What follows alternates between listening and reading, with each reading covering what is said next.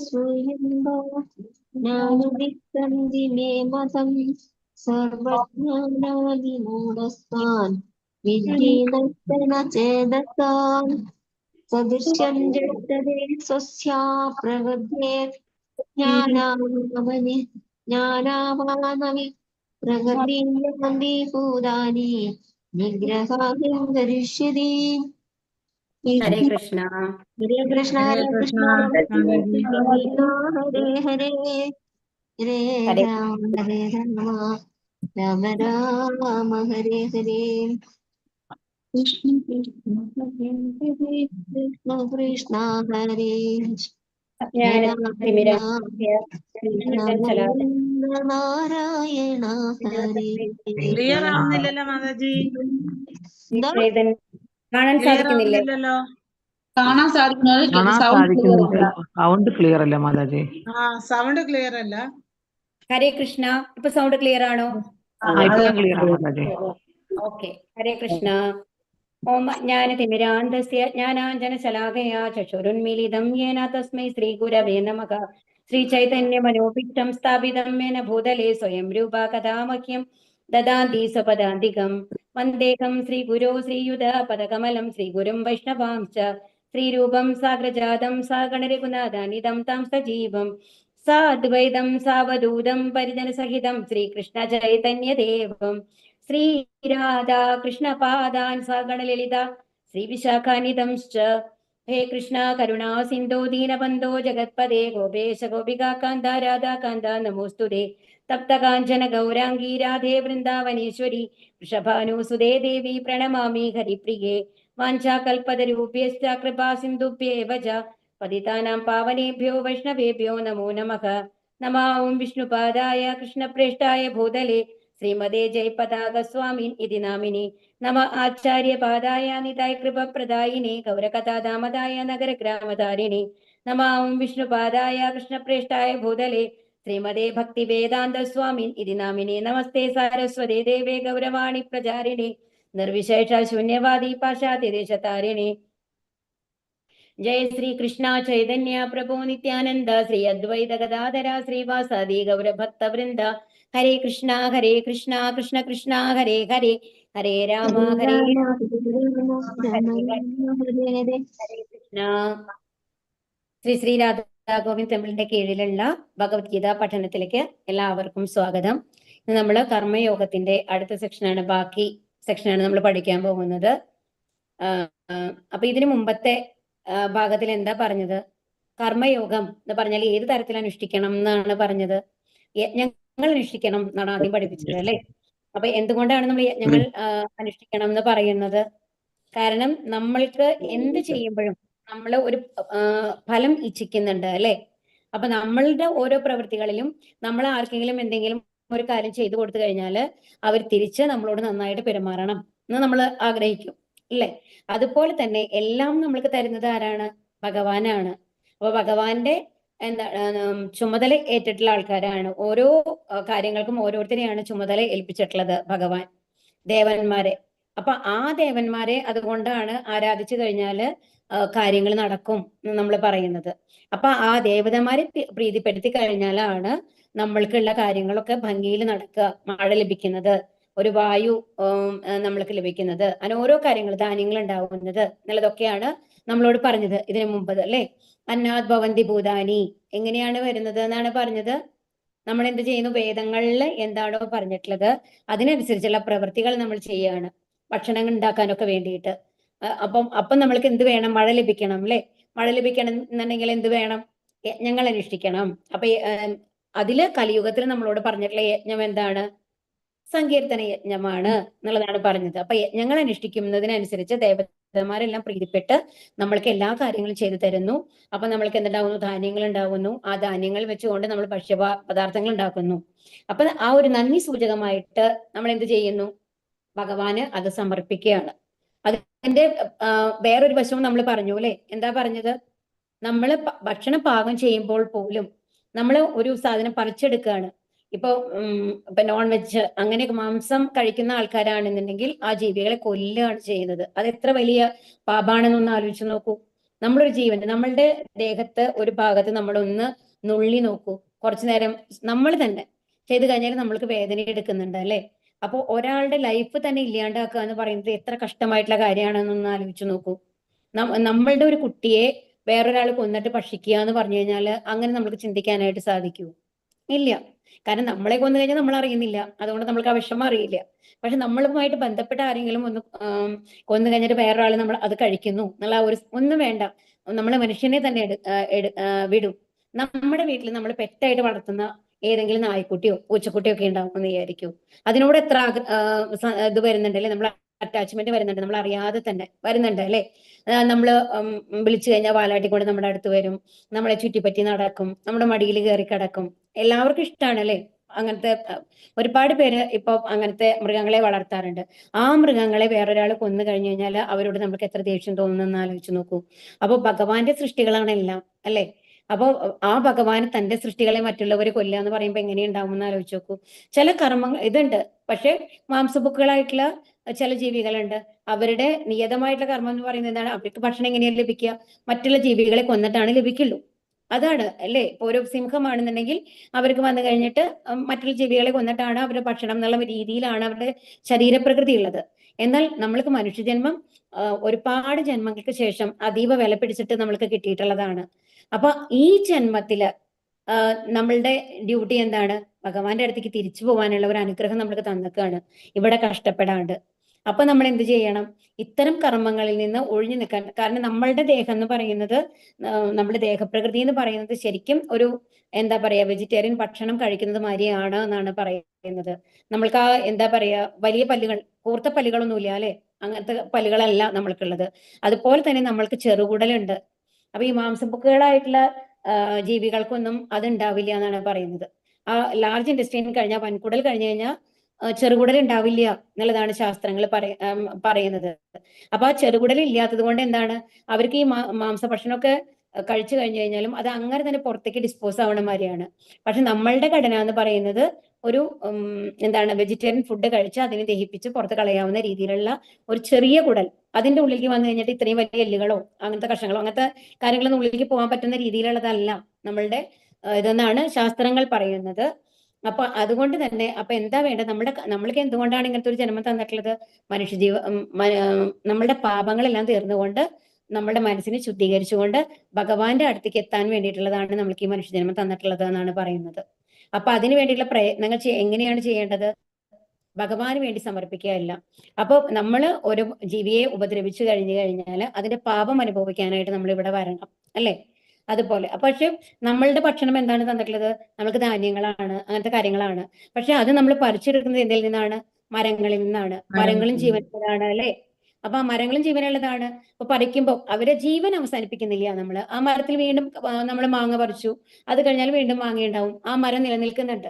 അതുകൊണ്ട് നമ്മൾക്ക് വേണ്ടിയിട്ട് തന്നെയാണ് ഇത്രയും ഫലങ്ങൾ, ഇത്രയും പഴങ്ങൾ ഉണ്ടാകുന്നത്, ഇത്രയും കായ്കറികൾ ഉണ്ടാകുന്നത്. അപ്പൊ അത് പറിക്കുന്നത് നമ്മൾക്ക് പാപമല്ല. പക്ഷെ അതിന് വേദനിപ്പിക്കുന്നുണ്ടാവുമല്ലേ ചെറിയ തോതിലെങ്കിലും. ആ ഒരു പാപം, അതിന് പരിഹാരം വേണം.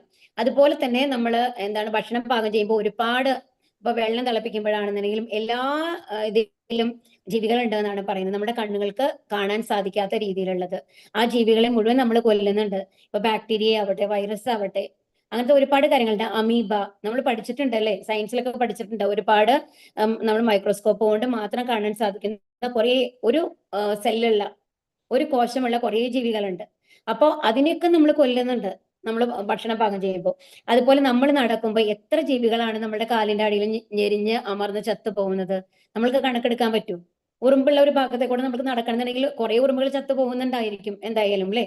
അപ്പൊ ഇങ്ങനെ അറിയാതെ, നമ്മൾ അറിഞ്ഞിട്ട് നമ്മൾ പാപമൊന്നും ചെയ്യില്ല, അറിഞ്ഞിട്ട് ആരെയും നമ്മൾ കൊല്ലൂല്ല, നമ്മൾക്കത് സങ്കടമാണ് അല്ലെ. പക്ഷെ അറിയാതെ നമ്മൾ കൊല്ലുന്ന ജീവികൾക്കൊക്കെ എന്താണ്, അതെല്ലാം ആരുടെ സൃഷ്ടികളാണ്? ഭഗവാന്റെ സൃഷ്ടികളാണ്, ഭഗവാന്റെ മക്കളാണ്. അപ്പൊ നമ്മൾക്ക് നമ്മളുടെ മക്കളെ വേദനിപ്പിക്കുമ്പോൾ സങ്കടം വരുന്ന പോലെ തന്നെയല്ലേ ഭഗവാനും ഉണ്ടാകുമെന്നൊന്ന് ആലോചിച്ച് നോക്കൂ. അപ്പൊ നമ്മൾ എന്ത് ചെയ്യണം? കഴിയുന്നത് മറ്റുള്ളവരെ ദ്രോഹിക്കാതിരിക്കണം, ഭഗവാന് സങ്കടം വരുത്തുന്ന കാര്യങ്ങൾ ചെയ്യാതിരിക്കണം. അപ്പൊ അതിന് വേണ്ടിയിട്ട് നമ്മൾ എന്താ, ഭഗവാൻ നമ്മൾക്കോട് പറഞ്ഞിട്ടുള്ള കാര്യം എന്താണ്? ഇത് ഒഴിവാക്കാൻ പറ്റാത്തതാണ് അല്ലെ. അപ്പൊ നമ്മൾ എന്ത് ചെയ്യുന്നു? നമ്മൾ ഉണ്ടാക്കുന്ന ആ ധാന്യങ്ങൾ ഉപയോഗിച്ച് നമ്മൾ ഉണ്ടാക്കുന്ന ഭക്ഷണം എന്താ, പ്രസാദമായിട്ട് ഭഗവാന് നൽകുകയാണ്. അപ്പൊ ഭഗവാൻ ആ പാപഫലങ്ങളെ എല്ലാം ഭഗവാൻ ഏറ്റെടുക്കുകയാണ് നമ്മൾക്ക് വേണ്ടിയിട്ട്. നമ്മുടെ ഒരു എന്താ പറയാ, പിതാവാണെങ്കിൽ എന്താ ചെയ്യുക, ഒരു മകൻ മറ്റുള്ളവനെ ദ്രോഹിക്കാൻ തുടങ്ങി കഴിഞ്ഞു കഴിഞ്ഞാല് എന്ത് ചെയ്യും, അവനെ പറഞ്ഞ് സമാധാനിപ്പിച്ച് അങ്ങനെ ചെയ്യരുതെന്ന് പറഞ്ഞ് മനസ്സിലാക്കിക്കൊണ്ട് ആ തെറ്റുകളുടെ ഫലം കൂടി ആ പിതാവ് ഏറ്റെടുക്കും അല്ലെ. അതുപോലെ തന്നെയാണ് ഭഗവാൻ, നമ്മളുടെ പാപങ്ങളെല്ലാം ഭഗവാൻ ഏറ്റെടുക്കുകയാണ്. അപ്പൊ അതുകൊണ്ടാണ് നമ്മളവിടെ എന്ത് പറയുന്നത്, എല്ലാം പ്രസാദമായിട്ട് ഭഗവാന് സമർപ്പിച്ച് നമ്മൾ ഭക്ഷണം കഴിക്കണം എന്ന് പറയുന്നത്. അപ്പൊ ഇതാണ് നമ്മളെ ഈ ഇതുവരെയുള്ള ഭാഗങ്ങൾ നമ്മളെ പഠിപ്പിച്ചത് അല്ലെ. അതുകൊണ്ട് നമ്മൾക്ക് പാപങ്ങളില്ല. അപ്പൊ എല്ലാം ഭഗവാന് വേണ്ടി സമർപ്പിക്കുമ്പോൾ എന്തുണ്ടാവുന്നു, അത് അകർമ്മമായിട്ട് മാറുന്നു. നമ്മൾക്ക് പാപങ്ങളോ പുണ്യങ്ങളോ ഉണ്ടാവുന്നില്ല എന്നുള്ളതാണ് ഇത്രയും ഭാഗം നമ്മളെ പഠിപ്പിച്ചത്. ശ്രീ ശ്രീ രാധാ ഗോവിന്ദ് കി ജയ്, പ്രഭാത് കി ജയ്. യദ് യദ് ആചരതി ശ്രേഷ്ഠ തത് തത് ഏവേതരോ ജനഃ സയത് പ്രമാണം കുരുതേ ലോകാസ്തത് അനുവർത്തതേ. ഒരു ശ്രേഷ്ഠനായ വ്യക്തി എന്ത് തന്നെ ചെയ്താലും സാധാരണ ജനങ്ങൾ അദ്ദേഹത്തെ അനുകരിക്കുന്നു. മാതൃകാപരങ്ങളായ പ്രവൃത്തികളിൽ അദ്ദേഹം സ്വീകരിക്കുന്ന മാനദണ്ഡങ്ങളെ ലോകമൊട്ടാകെ ആദരിക്കുന്നു. അപ്പൊ ഇവിടെ എന്താ പറയുന്നത്, ഒരു ശ്രേഷ്ഠനായിട്ടുള്ള വ്യക്തി ഒരാൾ എന്താ ചെയ്യണമെന്നുണ്ടെങ്കിൽ, അതായത് ഒരു സെലിബ്രിറ്റി ആണെന്ന് വെച്ചോളൂ, നമ്മുടെ ഇതിൽ ഒരു ഫിലിം സ്റ്റാറോ അല്ല എന്നുണ്ടെങ്കിൽ ഒരു സ്പോർട്സ് സ്റ്റാറോ അങ്ങനെയുള്ള ആൾക്കാരെയൊക്കെ ഒന്ന് ആലോചിച്ച് നോക്കൂ. അവർ ചെയ്യുന്ന കാര്യങ്ങളൊക്കെ അനുകരിക്കാനായിട്ട് ആൾക്കാരുണ്ടാവും അല്ലെ. അവരെന്താ ചെയ്യുന്നത്, അവരുടെ ഹെയർ സ്റ്റൈൽ എന്താണ്, അവരുടെ ഡ്രസ്സ് എന്തൊക്കെയാണ്, ഇതൊക്കെ നമ്മൾ നോക്കിയിട്ട് അനുകരിക്കാറുണ്ട്. അവർ ചെയ്യുന്ന പോലെ നമ്മൾ ചെയ്യണമെന്ന് പ്രവർത്തികൾ ചെയ്യാറുണ്ട് അല്ലെ. അപ്പോ അതുപോലെ തന്നെയാണ്. അപ്പോ അർജുനന്റെ അവസ്ഥ എന്താണ്, അർജുനൻ ഈ ലോകം മുഴുവൻ അറിയപ്പെടുന്ന ഒരു പോരാളിയാണ് അല്ലെ. അപ്പൊ ആ അർജുനൻ എന്താണ് ചെയ്യുന്നത് എന്നുള്ളത് അനുകരിക്കാനായിട്ട് ഒരുപാട് പേരുണ്ടാവും. അതാണ് ഇവിടെ പറയുന്നത്. ഒരു ശ്രേഷ്ഠനായ വ്യക്തി എന്ത് തന്നെ ചെയ്താലും സാധാരണ ജനങ്ങൾ അദ്ദേഹത്തെ അനുകരിക്കുന്നു. ഉപദേശിക്കാൻ തുനിയുന്നതിന് മുമ്പ് ഗുരു വേണ്ടും വിധമുള്ള പെരുമാറ്റം ശീലിച്ചിരിക്കണം. അപ്പൊ ഇവിടെ എന്താ പറയുന്നത്, അപ്പൊ എന്ത് ചെയ്യണം, നമ്മൾ ഒരാളെ ഉപദേശിക്കുകയാണെങ്കിൽ ഒരു ഗുരുസ്ഥാനത്താണ് ഉള്ളത് എന്നുണ്ടെങ്കിൽ നമ്മൾ ആദ്യം അത് പ്രാക്ടീസ് ചെയ്തിട്ടുണ്ടാവണം. നമ്മൾ ശ്രീനാരായണ ഗുരുവിന്റെ കഥ പറയാറുണ്ട്. അവരുടെ അടുത്ത് ഒരമ്മ ഒരു കുട്ടിയെ കൊണ്ടുവന്നിട്ട് പറയും, എന്റെ മകൻ എപ്പോഴും ശർക്കര കഴിച്ചുകൊണ്ടിരിക്കുകയാണ്, പല്ല് മുഴുവൻ കേടുവരികയാണ്, ഒന്ന് ഉപദേശിക്കണം ഗുരു എന്ന് പറയാണ്, ഗുരുജി എന്ന് പറയും. അപ്പോ അദ്ദേഹം പറയും, ഒരാഴ്ച കഴിഞ്ഞിട്ട് വരട്ടെ. ഇത് ബുദ്ധനെ വെച്ചും പറയാറുണ്ട് കേട്ടോ. അപ്പൊ ഒരാഴ്ച കഴിഞ്ഞിട്ട് വരൂ, ഞാൻ ഉപദേശിക്കാം എന്ന് പറയും. അവർക്ക് മനസ്സിലായില്ല എന്തിനാ ഇത് ഉപദേശിക്കാനായിട്ട് ഒരാഴ്ച പറയണേ എന്നുള്ളത്. അത് കഴിഞ്ഞിട്ട് അവര് തിരിച്ചു വീട്ടിലേക്ക് പോയി. ഒരാഴ്ച കഴിഞ്ഞിട്ട് വരികയാണ്. അപ്പൊ ഒരാഴ്ച കഴിഞ്ഞ് വരുമ്പോ ഉപദേശിക്കും, ആ കുട്ടി പറഞ്ഞത് അനുസരിക്കും. അങ്ങനെ പോയി അമ്മയ്ക്ക് സന്തോഷാവും. അപ്പൊ എന്നിട്ട് അമ്മ ഗുരുജിയോട് വന്നിട്ട് വീണ്ടും ഒരാഴ്ച കഴിഞ്ഞിട്ട് വന്നിട്ട് പറയും, ഒരുപാട് നന്ദി ഗുരുജി, അങ്ങ് പറഞ്ഞതുപോലെ എന്റെ മകനെല്ലാം അനുസരിക്കുന്നുണ്ട്. പക്ഷെ എനിക്കൊരു സംശയമുണ്ട്, എന്തുകൊണ്ടാണ് ആദ്യം വന്നപ്പോ അങ്ങ് ഉപദേശിക്കാതെ ഒരാഴ്ച കഴിഞ്ഞിട്ട് വരാൻ പറഞ്ഞത് എന്ന് ചോദിക്കും. അപ്പോഴാണ് അദ്ദേഹം പറയുന്നത്, എനിക്കും ആ ശീലം ഉണ്ടായിരുന്നു. ആ ശീലം എന്നിൽ വെച്ചുകൊണ്ട് ഞാൻ മറ്റുള്ളവരെ ഉപദേശിക്കാൻ പാടില്ല എന്നുള്ളതാണ്. അപ്പൊ ഒരു ഗുരു എപ്പോഴെന്താണ്, ഒരു മാതൃകയാവണം. അപ്പൊ അർജുനനോടും ഭഗവാൻ ഉപദേശിക്കുന്നത് എന്താണ്, അവർ നീ ഒരു ഗുരുതുല്യനാണ്, എല്ലാവരും ആദരിക്കുന്ന ലെവലിലുള്ള ഒരാളാണ്. അപ്പൊ നീ ചെയ്യുന്ന പ്രവൃത്തികളെ അനുകരിക്കാൻ ഒരുപാട് ആൾക്കാരുണ്ടാവും. അതുകൊണ്ട് അത്രയും കെയർഫുൾ ആയിരിക്കണം. മറ്റുള്ളവർക്ക് മാതൃക കാണിക്കുന്ന വിധത്തിലുള്ള പ്രവൃത്തികൾ മാത്രമാണ് ചെയ്യേണ്ടത് എന്ന് പറയാണ്. അപ്പൊ ഇത് ഭഗവാൻ നമ്മളോടും ഉപദേശിക്കുകയാണ്. നമ്മൾ എല്ലാവരും ഒരു അച്ഛനോ പാരന്റ്സ് ആയിട്ട് ഇരിക്കുന്ന ആൾക്കാരാണ് അല്ലെ. അപ്പൊ എന്താ വേണ്ടത്, നമ്മുടെ മക്കള് നമ്മളെ കണ്ടിട്ടാണ് ശീലിക്കുന്നത്. നമ്മൾ ദേഷ്യപ്പെട്ട് സംസാരിച്ചത് തന്നെയാണ് ഒരു 5 or 6 കൊല്ലം കഴിയുമ്പോൾ അവർ തിരിച്ച് നമ്മളോട് പറയുന്നത്. ആ പ്രവൃത്തിയാണ് അവർ തിരിച്ച് നമ്മൾക്ക് നൽകുന്നത്. അപ്പൊ അതുകൊണ്ടാണ് അതാണ് അധ്യായതോ വിഷയാൻ പുംസഹ. കഴിഞ്ഞ അധ്യായത്തിൽ നമ്മൾ പഠിച്ചുല്ലേ, നമ്മളുടെ ദേഷ്യത്തിനെ നമ്മൾ കൺട്രോൾ ചെയ്യാൻ പഠിക്കണം, ആഗ്രഹങ്ങളെ നിയന്ത്രിക്കണം എന്നുള്ളതൊക്കെ നമ്മളെ പഠിപ്പിച്ചത്. അപ്പൊ എങ്ങനെ ഉണ്ടാവണം നമ്മൾ പഠിക്കണം. കാരണം നമ്മൾ എന്താണോ കാണിച്ചു കൊടുക്കുന്നത് അത് തന്നെയാണ് മറ്റുള്ളവര് അനുകരിക്കുക. നമ്മുടെ മക്കളായാലും അത് തന്നെയാണ് ചെയ്യുക. അപ്പൊ ഇപ്പൊ അവർ ചെയ്യുമ്പോൾ പേടിച്ചുകൊണ്ട് അവരത് അനുസരിക്കുന്നുണ്ടായിരിക്കും. നമ്മൾ ചീത്ത പറയുമ്പോൾ അല്ലെങ്കിൽ നമ്മൾ ദേഷ്യപ്പെടുമ്പോൾ അവരൊന്നും മിണ്ടില്ല എന്ന് വെക്കാം. പക്ഷെ അവരൊരു പ്രായപൂർത്തി എത്തുമ്പോൾ നമ്മൾ എന്താണോ കാണിച്ചിരുന്നത് അത് തന്നെയാണ് അവർ കാണിക്കാൻ പോകുന്നത്. അപ്പൊ ഒരു പാരന്റിംഗ് എന്ന് പറയുന്നത് എത്ര എന്താ പറയാ, കെയർഫുൾ ആയിട്ട് ചെയ്യേണ്ട കാര്യങ്ങളാണ് നമ്മളെ പഠിപ്പിക്കുകയാണ് ഇവിടെ ഭഗവാൻ.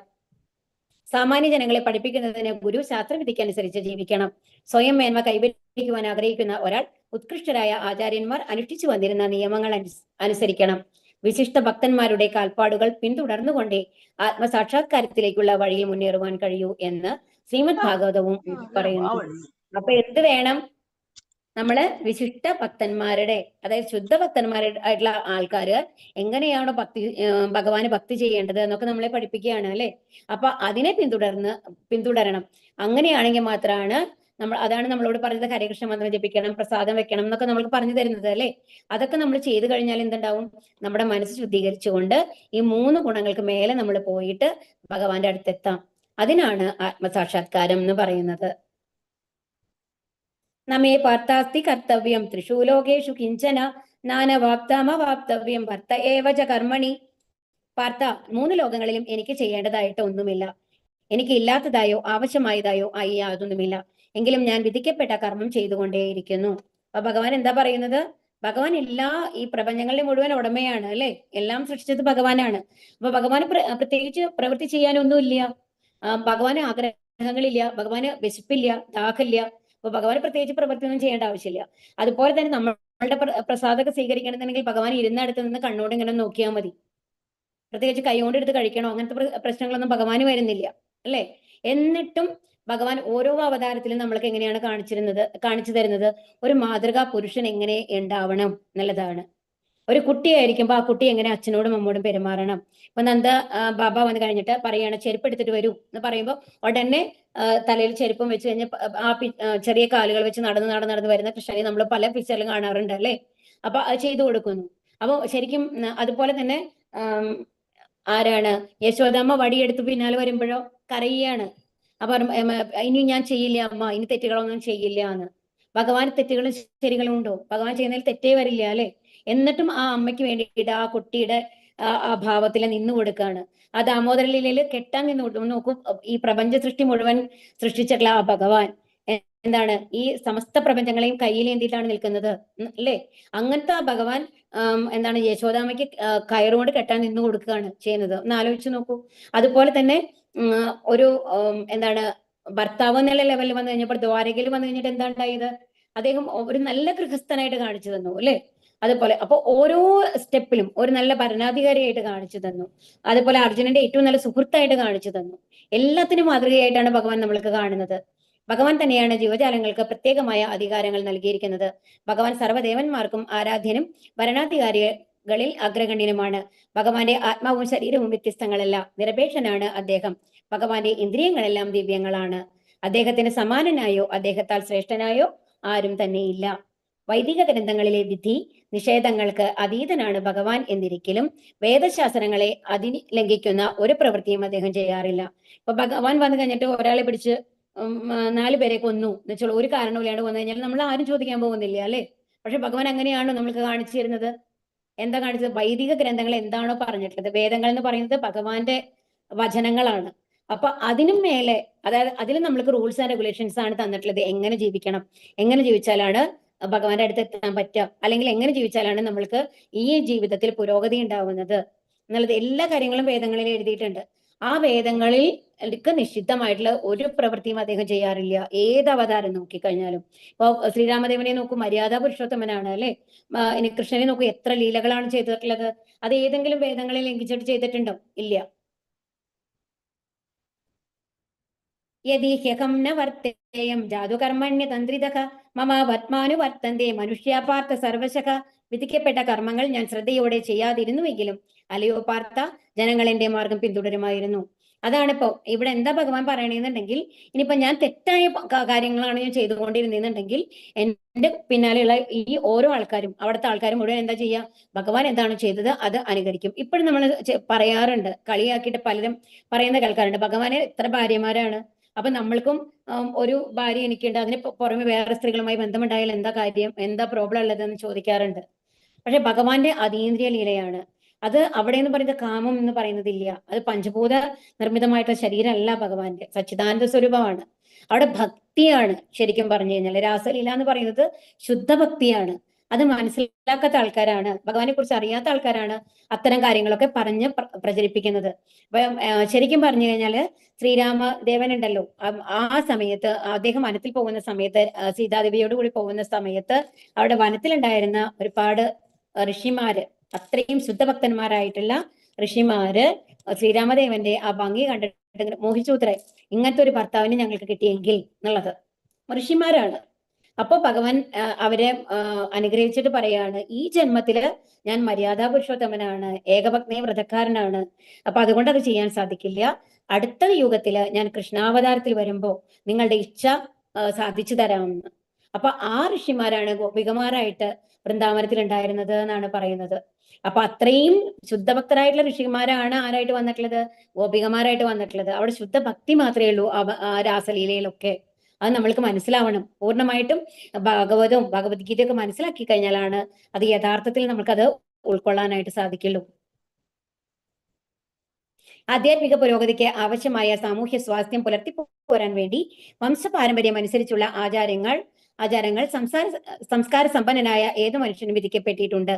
മതപരങ്ങളായ എല്ലാ ആചാരങ്ങളെയും നല്ലൊരു ഗൃഹസ്ഥൻ എന്ന നിലയിൽ ഗൃഹത്തിലും പുറത്തും ശ്രീകൃഷ്ണ ഭഗവാൻ അനുഷ്ഠിച്ചിരുന്നു എന്ന് ഭാഗവതത്തിൽ നിന്നറിയാം. ഇതാണ് നമ്മൾ പറഞ്ഞത് അല്ലെ, എല്ലാ ആചാരങ്ങളും ചെയ്തിരുന്നു. ഉസീദേയുരീമേ ലോക ന കുര്യാം കർമ്മ ചേതകം സംഘരസ്യാച കർത്താസ്യം ഉപകന്യമിമാ പ്രജാഹ. ഞാൻ കർത്തവ്യം നിർവഹിക്കാതിരുന്നാൽ ഈ ലോകങ്ങളെല്ലാം നാശമടയും. അനാവശ്യമായ ജനപ്പെരുപ്പത്തിന് ഞാൻ കാരണമായി തീരും. അങ്ങനെ ജീവജാലങ്ങൾക്കെല്ലാം സമാധാനം നഷ്ടപ്പെടുകയും ചെയ്യും. അതാണ് ഇവിടെ ഭഗവാൻ പറയുന്നത്. ഞാൻ കർത്തവ്യങ്ങളെല്ലാം ചെയ്യാതിരുന്നു കഴിഞ്ഞാൽ എന്താ സംഭവിക്കുക? ഈ ലോകങ്ങളൊക്കെ കാരണം എന്താ? ബാക്കിയുള്ളവർ മുഴുവൻ ഭഗവാൻ എന്ത് തെറ്റാണോ ചെയ്യുന്നത് ആ തെറ്റുകൾ തന്നെയാണ് ആവർത്തിച്ചുകൊണ്ടിരിക്കുക. അങ്ങനെ എന്താ പറയാ, ഒരു ഡിസിപ്ലിൻ ഇല്ലാണ്ടാവും. അങ്ങനെ ഒരുപാട് ജനപ്പെരുപ്പത്തിന് കാരണമാകും. അതുപോലെ ജീവജാലങ്ങൾക്കെല്ലാം സമാധാനം നഷ്ടപ്പെടും. ആദ്യത്തെ ഇതിൽ പറഞ്ഞു അല്ലെ, എന്താ പറഞ്ഞത്? ആദ്യത്തെ അധ്യായത്തിൽ പറഞ്ഞത് ആ കുലമഹിമ നഷ്ടപ്പെടും, സ്ത്രീകൾ അധപ്പതിച്ചു പോവും എന്നൊക്കെ പറഞ്ഞില്ലേ? അതാണ് ഇവിടെ പറയുന്നത്. സമൂഹത്തിന്റെ സമാധാനം വഞ്ചിക്കുന്ന അനാവശ്യമായ ജനപ്പെരുപ്പമാണ് വർണ്ണസങ്കരം. ധാർമ്മിക നിയമങ്ങൾ പൊതുവെ അവഗണിക്കപ്പെടുമ്പോൾ ഭഗവാൻ അവതരിച്ച് സമൂഹത്തിന്റെ തെറ്റിതിരുത്തുന്നു. അദ്ദേഹത്തിന്റെ നിർദ്ദേശങ്ങളെ അനുസരിക്കണം, പക്ഷെ അദ്ദേഹത്തെ ഒരിക്കലും അനുകരിക്കേണ്ടതില്ല. അതാണ് ഇവിടെ പറയുന്നത്. ഇപ്പൊ നമ്മൾ അനുകരിക്കാനാണ് ചില ആൾക്കാർ നോക്കുന്നത്.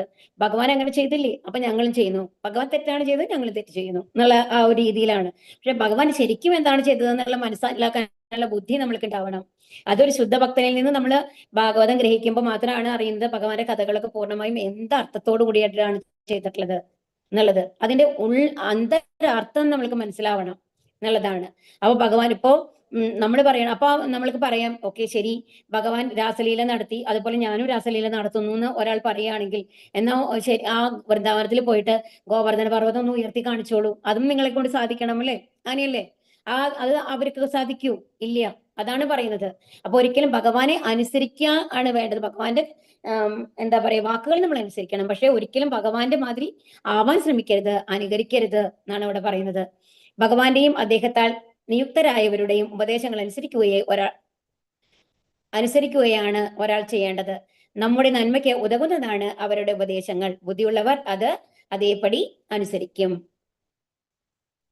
സക്ത കർമ്മണ്യ വിദ്വാംസോ യഥാ കുർവന്തി ഭാരത കുര്യാത് വിദ്വം തഥാ സക്ത ചികീർഷുർ ലോക സംഗ്രഹം. അറിവില്ലാത്തവർ ഫലാകാംക്ഷ മൂലം കർത്തവ്യങ്ങൾ നിറവേറ്റുന്നത് പോലെ വിദ്വാൻമാരും ജനങ്ങളെ നല്ല വഴിക്ക് നയിക്കാൻ വേണ്ടി പ്രവർത്തിക്കണം. പക്ഷെ അവർ ഫലത്തിൽ ആസക്തരാവാൻ പാടില്ല. അപ്പൊ ഇവിടെ എന്താ പറയുന്നത്? നമ്മൾ എന്താണ്, എല്ലാം ഫലാകാംക്ഷ, എന്തെങ്കിലും ഫലം ഇച്ഛിച്ചിട്ടാണ് നമ്മൾ ഓരോ കർമ്മങ്ങളും ചെയ്യുന്നത് അല്ലെ? അപ്പൊ എന്താ വേണ്ടത്? അപ്പൊ വിദ്വാൻമാരെന്താ ചെയ്യേണ്ടത്? അറിവുള്ള ആൾക്കാര്, ഭഗവാനെ കുറിച്ച് അറിഞ്ഞ ആൾക്കാരെയാണ് വിദ്വാൻമാരാണ് പറയുന്നത്, ഭക്തന്മാരായിട്ടുള്ള ആൾക്കാര്. അവരെന്താ ചെയ്യേണ്ടത്? മറ്റുള്ള ജനങ്ങളെ അറിവില്ലാണ്ടാണ് ഈ ആഗ്രഹങ്ങളിൽ മുഴുകി ഇവിടെ കഷ്ടപ്പെടുന്നത്. അപ്പൊ അവരെന്ത് ചെയ്യണം? ഭഗവദ്ധാമത്തിലേക്ക് കൊണ്ടുപോകണം എന്നുള്ള ലെവലിൽ അവർക്ക് നന്മ വരാൻ വേണ്ടിയിട്ട് പ്രവർത്തിക്കണം. അല്ലാതെ എല്ലാം അറിഞ്ഞുകൊണ്ട് ഭഗവാന്റെ അടുത്തേക്കാണ് പോകുന്നത് എന്നുള്ള അറിവുള്ള ആൾക്കാര് ഒരിക്കലും എന്തെങ്കിലും നമ്മൾക്കും പ്രശസ്തി ലഭിക്കണം, ഞാനും വലിയ ആളാവണം, എനിക്ക് പണം ലഭിക്കണം എന്നുള്ള ഒരു ആഗ്രഹത്തോട് കൂടിയിട്ട് പ്രവർത്തികൾ ചെയ്യരുത് എന്നാണ് പറയുന്നത്. കൃഷ്ണാബോധമുള്ളവനും അതില്ലാത്തവനും തമ്മിലുള്ള വ്യത്യാസം ആഗ്രഹങ്ങളുടെ കാര്യത്തിലാണ്. കൃഷ്ണാബോധമുള്ള ആൾ അതിന്റെ വളർച്ചയ്ക്ക് ഉതകാത്ത ഒരു കർമ്മവും ചെയ്യുകയില്ല. ഇതാണ് രണ്ടും തമ്മിലുള്ള വ്യത്യാസം. അപ്പൊ കൃഷ്ണാബോധം ഇല്ലാത്ത ആളാണെങ്കിലോ ഇന്ദ്രിയ പൂർത്തിക്ക് വേണ്ടിയിട്ട് കർമ്മങ്ങൾ ചെയ്യുന്നു. കൃഷ്ണാബോധമുള്ള ആളോ ഭക്തിയുടെ സേവനങ്ങൾ ചെയ്യാണ്. ഭഗവാന്റെ അടുത്ത് എത്താനുള്ള ആ പാതയിൽ കൂടി സഞ്ചരിക്കുകയാണ് അവര്. അപ്പം എന്താണ്, നമ്മൾക്ക് ലഭിച്ച ഭക്തി നശിച്ചു പോകുന്ന മാതിരി ഒരു പ്രവൃത്തിയും അവര് ആര് ചെയ്യില്ല? കൃഷ്ണബോധമുള്ള ആൾക്കാര് ചെയ്യില്ല. ഒരു അജ്ഞൻ ചെയ്യുന്ന കർമ്മം സ്വന്തം ഇന്ദ്രിയ പൂർത്തിക്ക് ആയിരിക്കും, എന്നാൽ ഭക്തൻ ഭഗവാന്റെ പ്രീതിക്ക് വേണ്ടിയിട്ടാണ്. അതുകൊണ്ട് കർമ്മം ചെയ്യേണ്ടത് എങ്ങനെയെന്നും അതിന്റെ ഫലങ്ങൾ കൃഷ്ണാബോധത്തിന് ഉപയോഗപ്പെടുത്തേണ്ടത് എങ്ങനെയെന്നും ഭക്തന്മാർ ജനങ്ങൾക്ക് കാട്ടിക്കൊടുക്കണം. അപ്പൊ ഭക്തന്മാരായിട്ടുള്ള ആൾക്കാരെ ഡ്യൂട്ടി എന്താണ്? മറ്റുള്ള ആൾക്കാരെ, ഭൗതിക കാര്യങ്ങൾ മുഴുകി ജീവിക്കുന്ന ആൾക്കാർക്ക് എങ്ങനെയാണ് ഭക്തി കൊണ്ടുവരേണ്ടത്, എങ്ങനെയാണ് ഭഗവാന്റെ അടുത്തേക്ക് എത്തേണ്ടത് എന്ന് പറഞ്ഞു കൊടുക്കണം. അതിനുള്ള കർമ്മങ്ങൾ എങ്ങനെ ചെയ്യണം എന്ന് പറഞ്ഞു കൊടുക്കണം. ന ബുദ്ധിഭേദം ജനയേത് അജ്ഞാനം കർമ്മ സംഗീനാം ജോഷയേത് സർവകർമാണി വിദ്വാൻ യുക്ത സമാചരൻ. വിധിക്കപ്പെട്ട കർമ്മങ്ങളുടെ ഫലങ്ങളിൽ ആസക്തിയുള്ള അജ്ഞരായ ആളുകളെ വിദ്വാൻമാർ കർമ്മം ചെയ്യുന്നതിൽ നിന്നും വിലക്കരുത്. ഭക്തിഭാവനയോടെ കൃഷ്ണാപദത്തിന്റെ ക്രമേണയുള്ള പുരോഗമനത്തിന് വേണ്ടി പ്രവർത്തിക്കുവാൻ അവരെ പ്രേരിപ്പിക്കണം. അപ്പൊ എന്താ ചെയ്യേണ്ടത്? അപ്പൊ ഇനിയിപ്പം അവര് പറയാണ്, ഓക്കെ ശരി, വിദ്വാൻമാരാണ്, എനിക്ക് ഭഗവാനെ കുറിച്ചുള്ള ഭക്തിയൊക്കെ ഉണ്ടെന്ന് വിചാരിച്ചോളൂ. അപ്പൊ ഞാൻ പറയാണ്, ഓരോരുത്തർ വന്നിട്ട് ഇങ്ങനത്തെ പ്രവൃത്തികളൊന്നല്ല നിങ്ങൾ ചെയ്യേണ്ടത്. നിങ്ങളുടെ കർമ്മങ്ങളൊക്കെ വിട്ട് കഴിഞ്ഞിട്ട് എന്ത് ചെയ്യണം? നിങ്ങൾ ഭഗവാനെ മാത്രം ധ്യാനിച്ചുകൊണ്ടിരിക്കണം എന്ന് പറഞ്ഞു കഴിഞ്ഞാല് അത് അത്രയും ബുദ്ധിയില്ലാത്ത ആൾക്കാരാണ് അല്ലേ ഓൾറെഡി തന്നിട്ട്. ഏറ്റവും ആദ്യം തന്നെ വന്നിട്ട് പറയാണ്, നിങ്ങൾ നിങ്ങളുടെ ഈ പ്രവൃത്തികളൊക്കെ ഉപേക്ഷിച്ചു കേട്ടോ. നിങ്ങൾ ഇനി എന്തായാലും ഭഗവാനെ സമർപ്പിച്ചിട്ട് ഭഗവാനെ ഓർത്തുകൊണ്ട് എപ്പോഴും ഇരിക്കണം എന്ന് പറഞ്ഞു കഴിഞ്ഞാല് ഒരു ദിവസത്തിൽ സാധ്യമാകുന്ന കാര്യമല്ല അത്. അപ്പൊ എന്താ അത് ചെയ്യേണ്ടതെന്നുണ്ടെങ്കിൽ, ഇപ്പൊ അവിടെ ഒരു കർഷകനെയാണ് കാണിച്ചിരിക്കുന്നത്, അതായത് നിലം ഉഴുന്ന ആളാണ്. ഇതൊക്കെ നിർത്തിക്കോളൂ. ഇതൊക്കെ നിർത്തി കഴിഞ്ഞിട്ട് നിങ്ങൾ പോയി ഭഗവാനെ ഭജിച്ചുകൊണ്ടിരിക്കൂ എന്ന് പറഞ്ഞു കഴിഞ്ഞാല് അവിടെ ധാന്യങ്ങൾ ഉത്പാദിപ്പിക്കാൻ ആരെങ്കിലും ഉണ്ടാവും? അവിടെ ഇല്ല അല്ലേ? സത്യം പറഞ്ഞാൽ നമ്മളുടെ ഭൗതിക കാര്യങ്ങൾ നമ്മൾ നിലനിർത്തണം അല്ലേ? അപ്പൊ എന്താ വേണ്ടത്? അപ്പൊ അവരെന്ത് ചെയ്യണം? അവരോട് എന്താ പറയേണ്ടത്? ഭക്തിഭാവനയോടെ ഈ പറയുന്ന പ്രവർത്തികളൊക്കെ ഭഗവാന് വേണ്ടി സമർപ്പിച്ച് ചെയ്യൂ എന്ന് പറഞ്ഞിട്ട് അവരെ പഠിപ്പിക്കണം. അങ്ങനെ എന്താണ് ഓവറായിട്ടുള്ള ആഗ്രഹങ്ങളൊക്കെ കുറേശ്ശെ ആയിട്ട് നിവൃത്തി വരുത്തുന്ന മാതിരി. അപ്പൊ ഭക്തി സേവനങ്ങൾ ചെയ്യാൻ തുടങ്ങുമ്പോൾ തന്നെ നമ്മുടെ ഭൗതിക ആഗ്രഹങ്ങൾ കുറയും, ഭഗവാന്റെ അടുത്ത് എത്താനുള്ള ആഗ്രഹം വരും എന്നൊക്കെ നമ്മൾ പഠിച്ചൂലേ? അപ്പൊ അങ്ങനെ പതിയെ അവരെ ആ ലെവലിലേക്ക് എത്തിക്കോളും. അപ്പൊ ആദ്യത്തെ സ്റ്റെപ്പ് എന്താണ്? അവരെ എന്ത് ചെയ്യണം? ചെയ്യുന്ന കാര്യങ്ങളൊക്കെ ഭഗവാന് വേണ്ടി സമർപ്പിച്ച് ചെയ്യണം എന്നുള്ള മാതിരി അവരെ പഠിപ്പിക്കണം. അല്ലാതെ കർമ്മങ്ങൾ ഉപേക്ഷിക്കാനല്ല പഠിപ്പിക്കേണ്ടത് എന്നാണ് ഇവിടെ പറയുന്നത്. വേദോക്തങ്ങളായ എല്ലാ ചടങ്ങുകളും യജ്ഞാനുഷ്ഠാനങ്ങളും ഭൗതിക കർമ്മങ്ങളെ കുറിച്ചുള്ള നിർദ്ദേശങ്ങളും കൃഷ്ണാബോധത്തിന് വേണ്ടിയുള്ളതാണ്. കൃഷ്ണനാണ് ജീവിതത്തിന്റെ ആത്യന്തിക ലക്ഷ്യം. അതാണല്ലേ നമ്മൾ ഭഗവാനിലേക്ക് എത്താന്നുള്ളതാണ് നമ്മുടെ ലക്ഷ്യം. വൈദിക ചടങ്ങുകളാൽ നിയന്ത്രിതമായ കാമ്യകർമ്മങ്ങളും ഇന്ദ്രിയ സന്ദർപ്പണവും ഒരാളെ ക്രമേണ കൃഷ്ണാബോധത്തിലേക്ക് ഉയർത്തുന്നു. സർവകർമ്മങ്ങളുടെയും ഫലത്തെ കൃഷ്ണന് സമർപ്പിക്കേണ്ടത് എങ്ങനെയെന്ന് സ്വന്തം പ്രവൃത്തികളിൽ കാണിച്ചു കൊടുക്കണം. അപ്പൊ ഒരു ഭക്തൻ എന്താ ചെയ്യേണ്ടത്? ആ ഭക്തൻ സ്വയം ഭക്തി കാണിച്ചു കൊടുക്കണം. എങ്ങനെ ഭക്തി ചെയ്യണം? ഹരികൃഷ്ണ മന്ത്രം സ്വയം ജപിച്ചുകൊണ്ട് മറ്റുള്ളവർക്ക് കാണിച്ചു കൊടുക്കണം. ഒരു പ്രസാദം നമ്മൾ ഉണ്ടാക്കി ഭഗവാൻ സമർപ്പിച്ചുകൊണ്ട് അവർക്ക് കാണിച്ചു കൊടുക്കണം എങ്ങനെയാണ് ഭഗവാന് സമർപ്പിക്കേണ്ടത്. അതുപോലെ യമനിയമങ്ങൾ എങ്ങനെ പാലിക്കണം, എങ്ങനെ ചിട്ടയോട് കൂടിയിട്ട് ഒരിക്കലും മുടങ്ങാതെ ഭഗവാന്റെ സ്മരണയിൽ എങ്ങനെ ഇരിക്കണം, എങ്ങനെ ഭഗവത്ഗീത പാരായണം ചെയ്യണം, എങ്ങനെ ഭാഗവതം നമ്മൾ വായിക്കണം, ഇതൊക്കെയാണ് അവർ പഠിപ്പിക്കേണ്ടത് അല്ലെ? സ്വന്തം പ്രവൃത്തികൾ കൂടി കാണിച്ചു കൊടുക്കണം. കൃഷ്ണാബോധം സ്വീകരിക്കുമ്പോൾ വിധിക്കപ്പെട്ട കർമ്മങ്ങൾ ചെയ്യുന്നത് കൊണ്ട് കിട്ടാവുന്ന ഫലം എല്ലാം നേരിട്ട് സിദ്ധിക്കും. അപ്പൊ എന്താ പറയുന്നത്? അപ്പൊ കൃഷ്ണാബോധം സ്വീകരിച്ചു കഴിഞ്ഞു കഴിഞ്ഞാല് ബാക്കി ഏത് യജ്ഞങ്ങളൊന്നും ചെയ്യേണ്ട കാര്യമില്ല. ഈ കാര്യങ്ങൾ നമ്മൾ എന്താണ് ചിട്ടയ്ക്ക് എല്ലാ ദിവസവും ചെയ്തുകൊണ്ട് ഇരുന്നാൽ തന്നെ ഭഗവാൻ നമ്മളിൽ പ്രീതിപ്പെട്ട് നമ്മുടെ മനസ്സിനെ ശുദ്ധീകരിച്ചുകൊണ്ട് ഭഗവാനെ നേരിട്ട് നമ്മൾ കാണാൻ പറ്റുന്ന ഒരവസ്ഥയിലേക്ക് നമ്മൾ എത്തിക്കും എന്നുള്ളതാണ് ഇവിടെ പറയുന്നത് കേട്ടോ. പ്രകൃതി ക്രിയമാണാനി ഗുണേ കർമാണി സർവശഃ അഹങ്കാരവിമൂഢാത്മാ കർത്താഹമിതി മന്യതേ. മിഥ്യാഹങ്കാരത്തിന്റെ പ്രഭാവത്താൽ മോഹിതനായ ജീവാത്മാവ് താനാണ് കർമ്മങ്ങൾ ചെയ്യുന്നത് എന്ന് ചിന്തിക്കുന്നു. വാസ്തവത്തിൽ പ്രകൃതിയുടെ 3 ഗുണങ്ങളാണ് ഇവ നിർവഹിക്കുന്നത്. അപ്പൊ നമ്മൾ എന്താ വിചാരിക്കുന്നത്? ഇപ്പോഴും നമ്മൾ വിചാരിക്കുന്നത് എന്താണ്? ഭഗവത്ഗീത ക്ലാസ്സിൽ നമ്മൾ ഇരിക്കുന്നു അല്ലെ? അത് നമ്മൾ എന്ന് പറയുന്ന ജീവാത്മാവ് എന്നല്ല നമ്മൾ വിചാരിക്കുന്നത്, നമ്മുടെ ഈ ശരീരത്തിനെയാണ് നമ്മൾ വിചാരിക്കുന്നത് അല്ലെ? എത്ര നമ്മൾ കേട്ട് പറഞ്ഞു കഴിഞ്ഞാലും ഇപ്പൊ ഒരു 2 മാസം കൊണ്ടോ 3 മാസം കൊണ്ടോ പൂർണ്ണമായിട്ട് നമ്മൾക്ക് അംഗീകരിക്കാൻ പറ്റില്ല. എന്താണ്? നമ്മൾ ജീവാത്മാവാണ്, ഈ ശരീരം നമ്മളുമായിട്ടുള്ള ഒരു പുറത്തെ ഒരു എന്താ പറയാ ആവരണം മാത്രമാണ്, ഒരു ഡ്രസ്സ് മാത്രമാണ്, അത് നമ്മൾക്ക് അംഗീകരിക്കാൻ സാധിക്കില്ല. അപ്പൊ നമ്മൾ എന്താ വിചാരിക്കുന്നത്? ഇപ്പോഴും നമ്മൾ എന്താ വിചാരിക്കുന്നത്? ഞാൻ എന്ന് പറഞ്ഞത് നമ്മുടെ ശരീരത്തിന് തന്നെയാണ് നമ്മുടെ മനസ്സിൽ വരിക അല്ലെ? അപ്പൊ താനാണ് കർമ്മങ്ങൾ ചെയ്യുന്നതാണ് നമ്മൾ വിചാരിക്കണത്. പക്ഷെ ശരിക്കും ആരാണ് കർമ്മങ്ങൾ ചെയ്യണത്? പ്രകൃതിയുടെ 3 ഗുണങ്ങളാണ്, സത്വഗുണം, രജോ ഗുണം, തമോ ഗുണം. ഭൗതിക വിഷയങ്ങളിൽ തൽപരനായ മനുഷ്യന് താനാണ് എല്ലാ കർമ്മങ്ങളും ചെയ്യുന്നതെന്ന മിഥ്യാഹംഭാവമുണ്ട്. മിഥ്യാഹങ്കാരത്താൽ എല്ലാ പ്രവൃത്തികളുടെയും കർത്തൃത്വം തനിക്കാണെന്ന് അയാൾ അവകാശപ്പെടുന്നു. അജ്ഞാനത്തിന്റെ ലക്ഷണമാണിത്. സ്ഥൂല സൂക്ഷ്മ ശരീരങ്ങൾ ഭഗവത് ആജ്ഞയനുസരിച്ച് ഭൗതിക പ്രകൃതി നിർമ്മിച്ചവയാണെന്നും അതുകൊണ്ട് ശാരീരികവും മാനസികവുമായ ഏത് പ്രവൃത്തികളും കൃഷ്ണാബോധത്തോടെ ശ്രീകൃഷ്ണ സേവനം എന്ന നിലയിൽ ചെയ്യേണ്ടതാണ്. ഋഷികേശൻ അഥവാ ഇന്ദ്രിയങ്ങൾക്ക് അധിപതിയാണ് ഭഗവാൻ. അപ്പൊ ഇവിടെ എന്താ നമ്മൾക്ക് മനസ്സിലാക്കേണ്ട പോയിന്റ് എന്നുണ്ടെങ്കിൽ, നമ്മുടെ സ്ഥൂല സൂക്ഷ്മ ശരീരങ്ങളാണ്, നമ്മൾക്ക് അറിയാം അല്ലെ? എന്താണ് സ്ഥൂല ശരീരം എന്തുകൊണ്ടാണ് ഉണ്ടാക്കിയിട്ടുള്ളത്? ഹരേ കൃഷ്ണ. പഞ്ചഭൂതങ്ങളെ കൊണ്ടാണ് ഉണ്ടാക്കിയിട്ടുള്ളത് അല്ലെ? പിന്നെ നമ്മൾ സൂക്ഷ്മ ശരീരം എന്ന് പറയുന്നത് മനസ്സ്, ബുദ്ധി, അഹങ്കാരം നമ്മൾ പറഞ്ഞതാണ് അല്ലെ? അപ്പൊ ഇതൊക്കെ ഈ ഭൗതിക പ്രകൃതി എന്ന് പറയുന്നതാണ് ഈ പഞ്ചഭൂതങ്ങൾ എന്ന് പറയുന്നത്. അപ്പൊ ഈ പഞ്ചഭൂതങ്ങൾ കൊണ്ടാണ് നമ്മളുടെ ശരീരം ഉണ്ടാക്കിയിട്ടുള്ളത്. അപ്പൊ ഭൗതിക പ്രകൃതി നിർമ്മിച്ചിട്ടുള്ളതാണ് നമ്മുടെ ശരീരം, അല്ലേ? അപ്പൊ പക്ഷേ നമ്മുടെ പ്രവൃത്തികൾ എങ്ങനെയാ വരുന്നത്? നമ്മളിപ്പോ ഓരോരുത്തരും ഇരിക്കുന്നത് ഓരോ മനുഷ്യരുടെ ശരീരത്തിലാണ്, അല്ലേ? അപ്പൊ ഒരു മനുഷ്യന്റെ രീതിയിലാണ് നമ്മൾ ചിന്തിക്കുന്നത്. ഉറപ്പല്ലേ? നമ്മൾക്ക് വിശേഷ ബുദ്ധിയുണ്ട്, തെറ്റ് ശരി മനസ്സിലാക്കാനുള്ള ആ വിവേചന ബുദ്ധി ഭഗവാൻ തന്നിട്ടുണ്ട്, അല്ലേ? അപ്പം നമ്മളുടെ ആഗ്രഹങ്ങൾ എങ്ങനെയാ ഉണ്ടാവുക? അപ്പൊ അറ്റ്ലീസ്റ്റ് വന്നിട്ട് നമുക്ക് ഭഗവത്ഗീത എന്താണെന്ന് ഒരു പുസ്തകം വെച്ചുകൊണ്ട് മനസ്സിലാക്കാനുള്ള ഒരു കഴിവ് ഭഗവാൻ നമ്മൾക്ക് തന്നിട്ടുണ്ട്, അല്ലേ? ഒരു ലാംഗ്വേജ് പഠിക്കാനുള്ള ഒരു കഴിവ് തന്നിട്ടുണ്ട്. ഇതൊക്കെ നമ്മൾക്ക് തന്നിട്ടുണ്ട്. ഉണ്ട്. ഇനി നമ്മളുടെ ജീവാത്മാവ് നമ്മൾ ഒരുപാട് ചീത്ത പ്രവൃത്തികൾ ചെയ്തിട്ട് ഒരു അടുത്ത ജന്മത്തില് നമ്മൾ ഒരു നായയുടെ ശരീരത്തിലേക്കാണ് പോയെന്ന് വെച്ചോളൂ. ഓക്കെ, ഒരു നായയുടെ ശരീരത്തിൽ നമ്മൾ പോയി കഴിഞ്ഞു കഴിഞ്ഞാൽ അതേ ജീവാത്മാവ് തന്നെയാണ് നായയുടെ ശരീരത്തിലേക്ക് പോകുന്നത്, അല്ലേ? അപ്പം ആ നായയുടെ ശരീരത്തിന്റെ ഉള്ളിൽ പോയി കഴിഞ്ഞു കഴിഞ്ഞാല് ആ നായ എങ്ങനെയാ പ്രവർത്തിക്കുക? എങ്ങനെ പ്രവർത്തിക്കും? ഹരേ കൃഷ്ണ. നായയുടെ സ്വഭാവത്തിനനുസരിച്ച് ആ നായയുടെ സ്വഭാവമാണ് കാണിക്കുക, അല്ലെ? ഇപ്പൊ നമ്മൾ പ്യുവർ വെജിറ്റേറിയൻ ആണ്, അത് നമ്മൾ ഏതും ഉപയോഗിക്കുന്നില്ല, അങ്ങനെ നമ്മൾ ഭഗവാന്റെ ഭക്തി ചെയ്യുന്നു, ഭഗവാന്റെ പ്രസാദം വെക്കുന്നു എന്നുള്ള ലെവലാണ്. ആ നായയുടെ ലെവലിൽ പോയി കഴിഞ്ഞാൽ നായക്ക് എന്തിനോടാണ് ആർത്തി ഉണ്ടാവുക? എല്ലും കഷ്ണങ്ങളോടോ അങ്ങനത്തെയൊക്കെയാണ്. അപ്പൊ ആ സ്വഭാവമാണ് കാണിക്കുക. അപ്പൊ ഇതേ ജീവാത്മാവ് തന്നെയല്ലേ ആ നായയിലുള്ളത് എന്നൊന്ന് ആലോചിച്ച് നോക്കൂ. അപ്പൊ നമ്മളാണോ പ്രവൃത്തികൾ ചെയ്യുന്നത്? അല്ല. അപ്പൊ ചെയ്യുന്നത് ആരാണ്? നമ്മുടെ ശരീരവും ആ നമ്മൾക്ക് ലഭിച്ചിട്ടുള്ള ഗുണങ്ങളുമാണ്. മനസ്സിലാവണില്ലേ പറയണത്? അപ്പൊ അതാണ് പറയുന്നത്. അപ്പൊ നമ്മൾ ശരിക്കും പറഞ്ഞാൽ ജീവാത്മാവ് അല്ല പ്രവൃത്തി ചെയ്യുന്നത്. അതിന് ലഭിച്ചിട്ടുള്ള ശരീരത്തിനനുസരിച്ച് ഏത് ഗുണങ്ങളിലാണോ നമ്മളുള്ളത് അവരാണ് പ്രവൃത്തി ചെയ്യുന്നത്.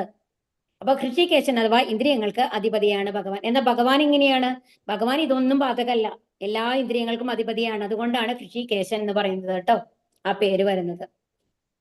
തത്വവിത്തു മഹാഭാഗോ ഗുണകർമ്മ വിഭാഗയോ ഗുണേഷു വർത്തന്ത ഇതീമത്വാന സജ്ജതേ. പരമസത്യം ഗ്രഹിച്ച ഒരാൾ ഭക്തിപരിതമായ പ്രവൃത്തിയും ഫലാകാംക്ഷയോടെ ചെയ്യുന്ന കർമ്മവും തമ്മിലുള്ള വ്യത്യാസം നന്നായി അറിയുന്നു. അതുകൊണ്ട് അയാളുടെ മനസ്സ് ഇന്ദ്രിയങ്ങളിലോ അവയ്ക്ക് വേണ്ടുന്ന ഭോഗങ്ങളിലോ വ്യാപരിക്കുന്നില്ല. അപ്പൊ ഇവിടെ എന്താ പറയുന്നത്? ഒരു പൂർണ്ണമായിട്ട് ഭഗവാനെ കുറിച്ച് അറിയുന്ന ആളാണ് പരമസത്യം എന്ന് പറയുന്നത്. പരമസത്യം എന്ന് പറഞ്ഞാൽ ഭഗവാനാണ്. അപ്പൊ എന്താ ചെയ്യുക? അവരെന്ത് ചെയ്യും? ഭക്തിപരിതമായ പ്രവൃത്തിയും ഫലാകാംക്ഷയോടെ ചെയ്യുന്ന കർമ്മങ്ങളും തമ്മിലുള്ള വ്യത്യാസം മനസ്സിലാക്കുന്നു.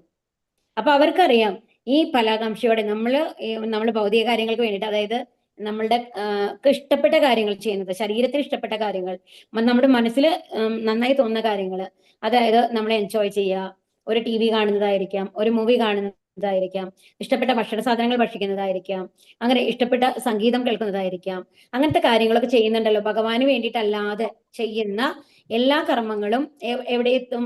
നമ്മളെ ഇവിടെ തന്നെ പിടിച്ചു നിർത്തും. ഈ ഭൗതിക ലോകത്തിൽ തന്നെ പിടിച്ചു നിർത്തുന്ന ആർക്കറിയാം? ഒരു ഭക്തനായിട്ടുള്ള ആൾക്കറിയാം, അല്ലേ? അപ്പൊ അയാൾ എന്താ ചെയ്യുക? ഇവിടെ നിന്നാണ് നമുക്ക് രക്ഷപ്പെടേണ്ടത്. അതാണ് നമ്മുടെ അൾട്ടിമേറ്റ് ആയിട്ടുള്ള ലക്ഷ്യം. അപ്പോ ഈ ആഗ്രഹങ്ങളൊക്കെ ഉപേക്ഷിച്ചുകൊണ്ട് ഭക്തിയുടെ സേവനങ്ങൾ ചെയ്തുകൊണ്ട് ഭഗവാന്റെ അടുത്തേക്ക് എത്താനാണ് അവർ ശ്രമിക്കുക, അല്ലെ? അപ്പൊ അതുകൊണ്ട് അയാളുടെ മനസ്സെന്ത് ചെയ്യുന്നു? ഇന്ദ്രിയങ്ങളിലോ അവയ്ക്ക് വേണ്ടുന്ന ഭോഗങ്ങളിലോ വ്യാപരിക്കുന്നില്ല. ഇതൊക്കെ ഇപ്പൊ നശിച്ചു പോകാൻ പോണതാണ്. അപ്പൊ അതുകൊണ്ട് ഇതിനൊക്കെ നമ്മൾ ഒഴിവാക്കാം എന്നുള്ള ലെവലിൽ അവരെ മനസ്സ് വരും എന്നാണ് പറയുന്നത്. നിരപേക്ഷ സത്യം അറിഞ്ഞവന് ഭൗതികതയുമായി ബന്ധപ്പെട്ടതുകൊണ്ടുള്ള തന്റെ കുഴപ്പം പിടിച്ച അവസ്ഥയെപ്പറ്റി നന്നായിട്ട് അറിയാം. സച്ചിദാനന്ദ സ്വരൂപനായ പരമപുരുഷന്റെ ഒരംശം എന്നതാണ് തന്റെ വ്യക്തിത്വം എന്ന് അയാൾ മനസ്സിലാക്കുന്നു. ഇതാണ് ശുദ്ധഭക്തൻ മനസ്സിലാക്കുന്നത്. നമ്മൾ ഭഗവാന്റെ ഒരംശമാണ്. തന്റെ ഭൗതിക ജീവിതാവസ്ഥ തികച്ചും ഭഗവാന്റെ നിയന്ത്രണത്തിന് അധീനമാണെന്ന് അറിയാവുന്നത് കൊണ്ട് ഭൗതിക പ്രതിപ്രവർത്തനങ്ങൾ ഒരിക്കലും അയാളെ അലട്ടാറില്ല. അത് ഈശ്വര അനുഗ്രഹമായി കരുതുന്നു. അതാണ് നമ്മൾക്കൊരു ദുഃഖം വന്നു കഴിഞ്ഞാൽ എന്താ വിചാരിക്കുക? എത്രയോ പാവങ്ങൾ ഞാൻ ചെയ്തിട്ടുണ്ട്, ഭഗവാന്റെ കാരുണ്യം കൊണ്ട് അതെനിക്ക് കുറച്ച് തന്നിക്കുകയാണ്, ഭഗവാന് നന്ദി പറയും. ഇനി സുഖങ്ങൾ വന്നു കഴിഞ്ഞാലോ, ഇതൊന്നും ഞാൻ അർഹിക്കുന്നില്ല ഭഗവാനെ, അങ്ങയുടെ കാരുണ്യം കൊണ്ട് എത്ര സുഖങ്ങളാണ് എനിക്ക് തരുന്നത്, അതിനും ഭഗവാന് നന്ദി പറയും. ആ ഒരു അവസ്ഥയിലാണ് അവരുണ്ടാവുക. പരമസത്യത്തെ ബ്രഹ്മം, പരമാത്മാവ്, ഭഗവാൻ എന്നിങ്ങനെ 3 ഭാവങ്ങളിൽ അറിയുന്നവനെ തത്വവിത്ത് എന്ന് ശ്രീമദ് ഭാഗവതം വിളിക്കുന്നു. ഇത് നമ്മൾ ഓൾറെഡി പറഞ്ഞ കാര്യമാണ്, അല്ലെ? ബ്രഹ്മം എന്ന് പറഞ്ഞു കഴിഞ്ഞാൽ ഭഗവാന്റെ മുമ്പിൽ പുറത്തുള്ള ആ ഒരു പ്രകാശവലയാണ്. പരമാത്മാവ് എന്ന് പറയുന്നത് ചതുർബാഹു രൂപത്തിൽ നമ്മളുടെ മനസ്സിലുള്ള ആ രൂപം അല്ല, നമ്മുടെ ഹൃദയത്തിൽ വസിക്കുന്ന രൂപം ഉണ്ടല്ലോ, അതാണ് പരമാത്മാവ്. അപ്പൊ എല്ലാം കൂടി അറിയുന്നതാണ് ആര്? ഭഗവാൻ. നമ്മൾ പറഞ്ഞു അല്ലെ, ഒരു 100 രൂപ നോട്ടില് 10 രൂപ നോട്ടും ഉണ്ട്, 50 രൂപ നോട്ടും ഉണ്ട്. എന്നാൽ അതിൽ 10 രൂപ നോട്ടാണ് ബ്രഹ്മം, 50 രൂപ നോട്ടാണ് പരമാത്മാവ്, 100 രൂപ നോട്ട് എന്ന് പറയുന്നത്. ഹരേ കൃഷ്ണ.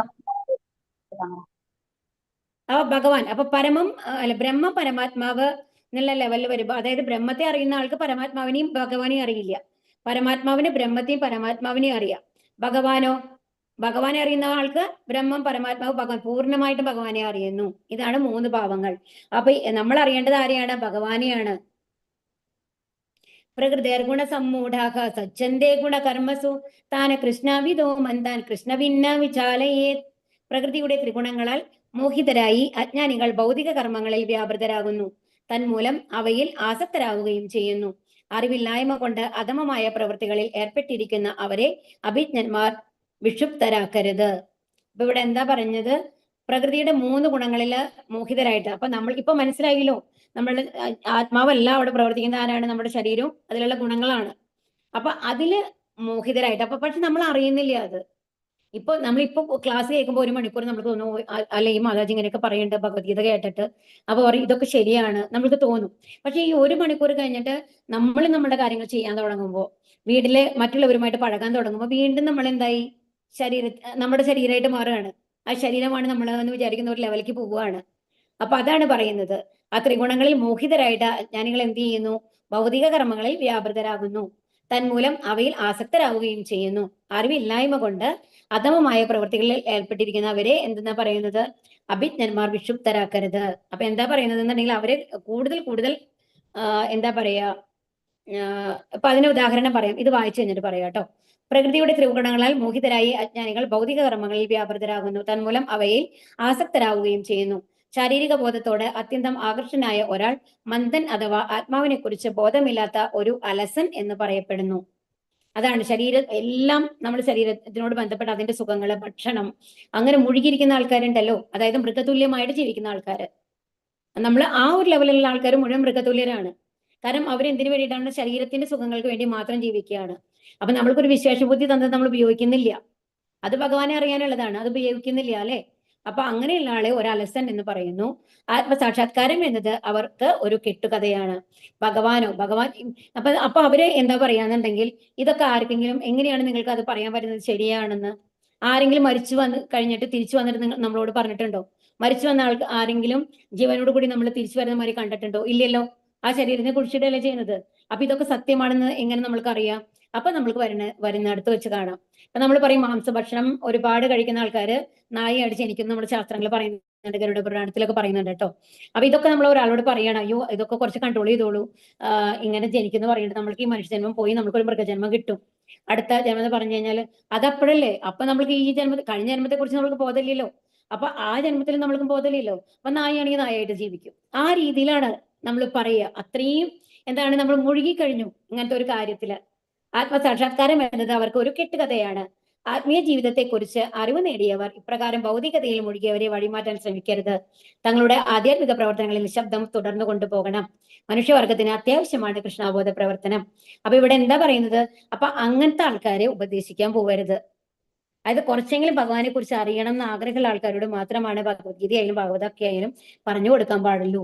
അതിനെന്താ കാരണം എന്നുണ്ടെങ്കിൽ, ഇപ്പൊ നമ്മൾ ഹരേകൃഷ്ണ മന്ത്രം നമ്മൾ ജപിച്ചുകൊണ്ടിരിക്കുമ്പോൾ കളിയാക്കുന്ന ആൾക്കാരൊക്കെ ഉണ്ടാവും അല്ലെ നമ്മുടെ വീട്ടിൽ തന്നെ. അപ്പൊ നമ്മൾ ഉറക്കെ ഹരേകൃഷ്ണ മന്ത്രം ഇങ്ങനെ ജപിച്ചുകൊണ്ടിരിക്കുമ്പോൾ റോട്ടിൽ കൂടെ പോകുമ്പോൾ നമ്മൾ ജപിച്ചു നിൽക്കും.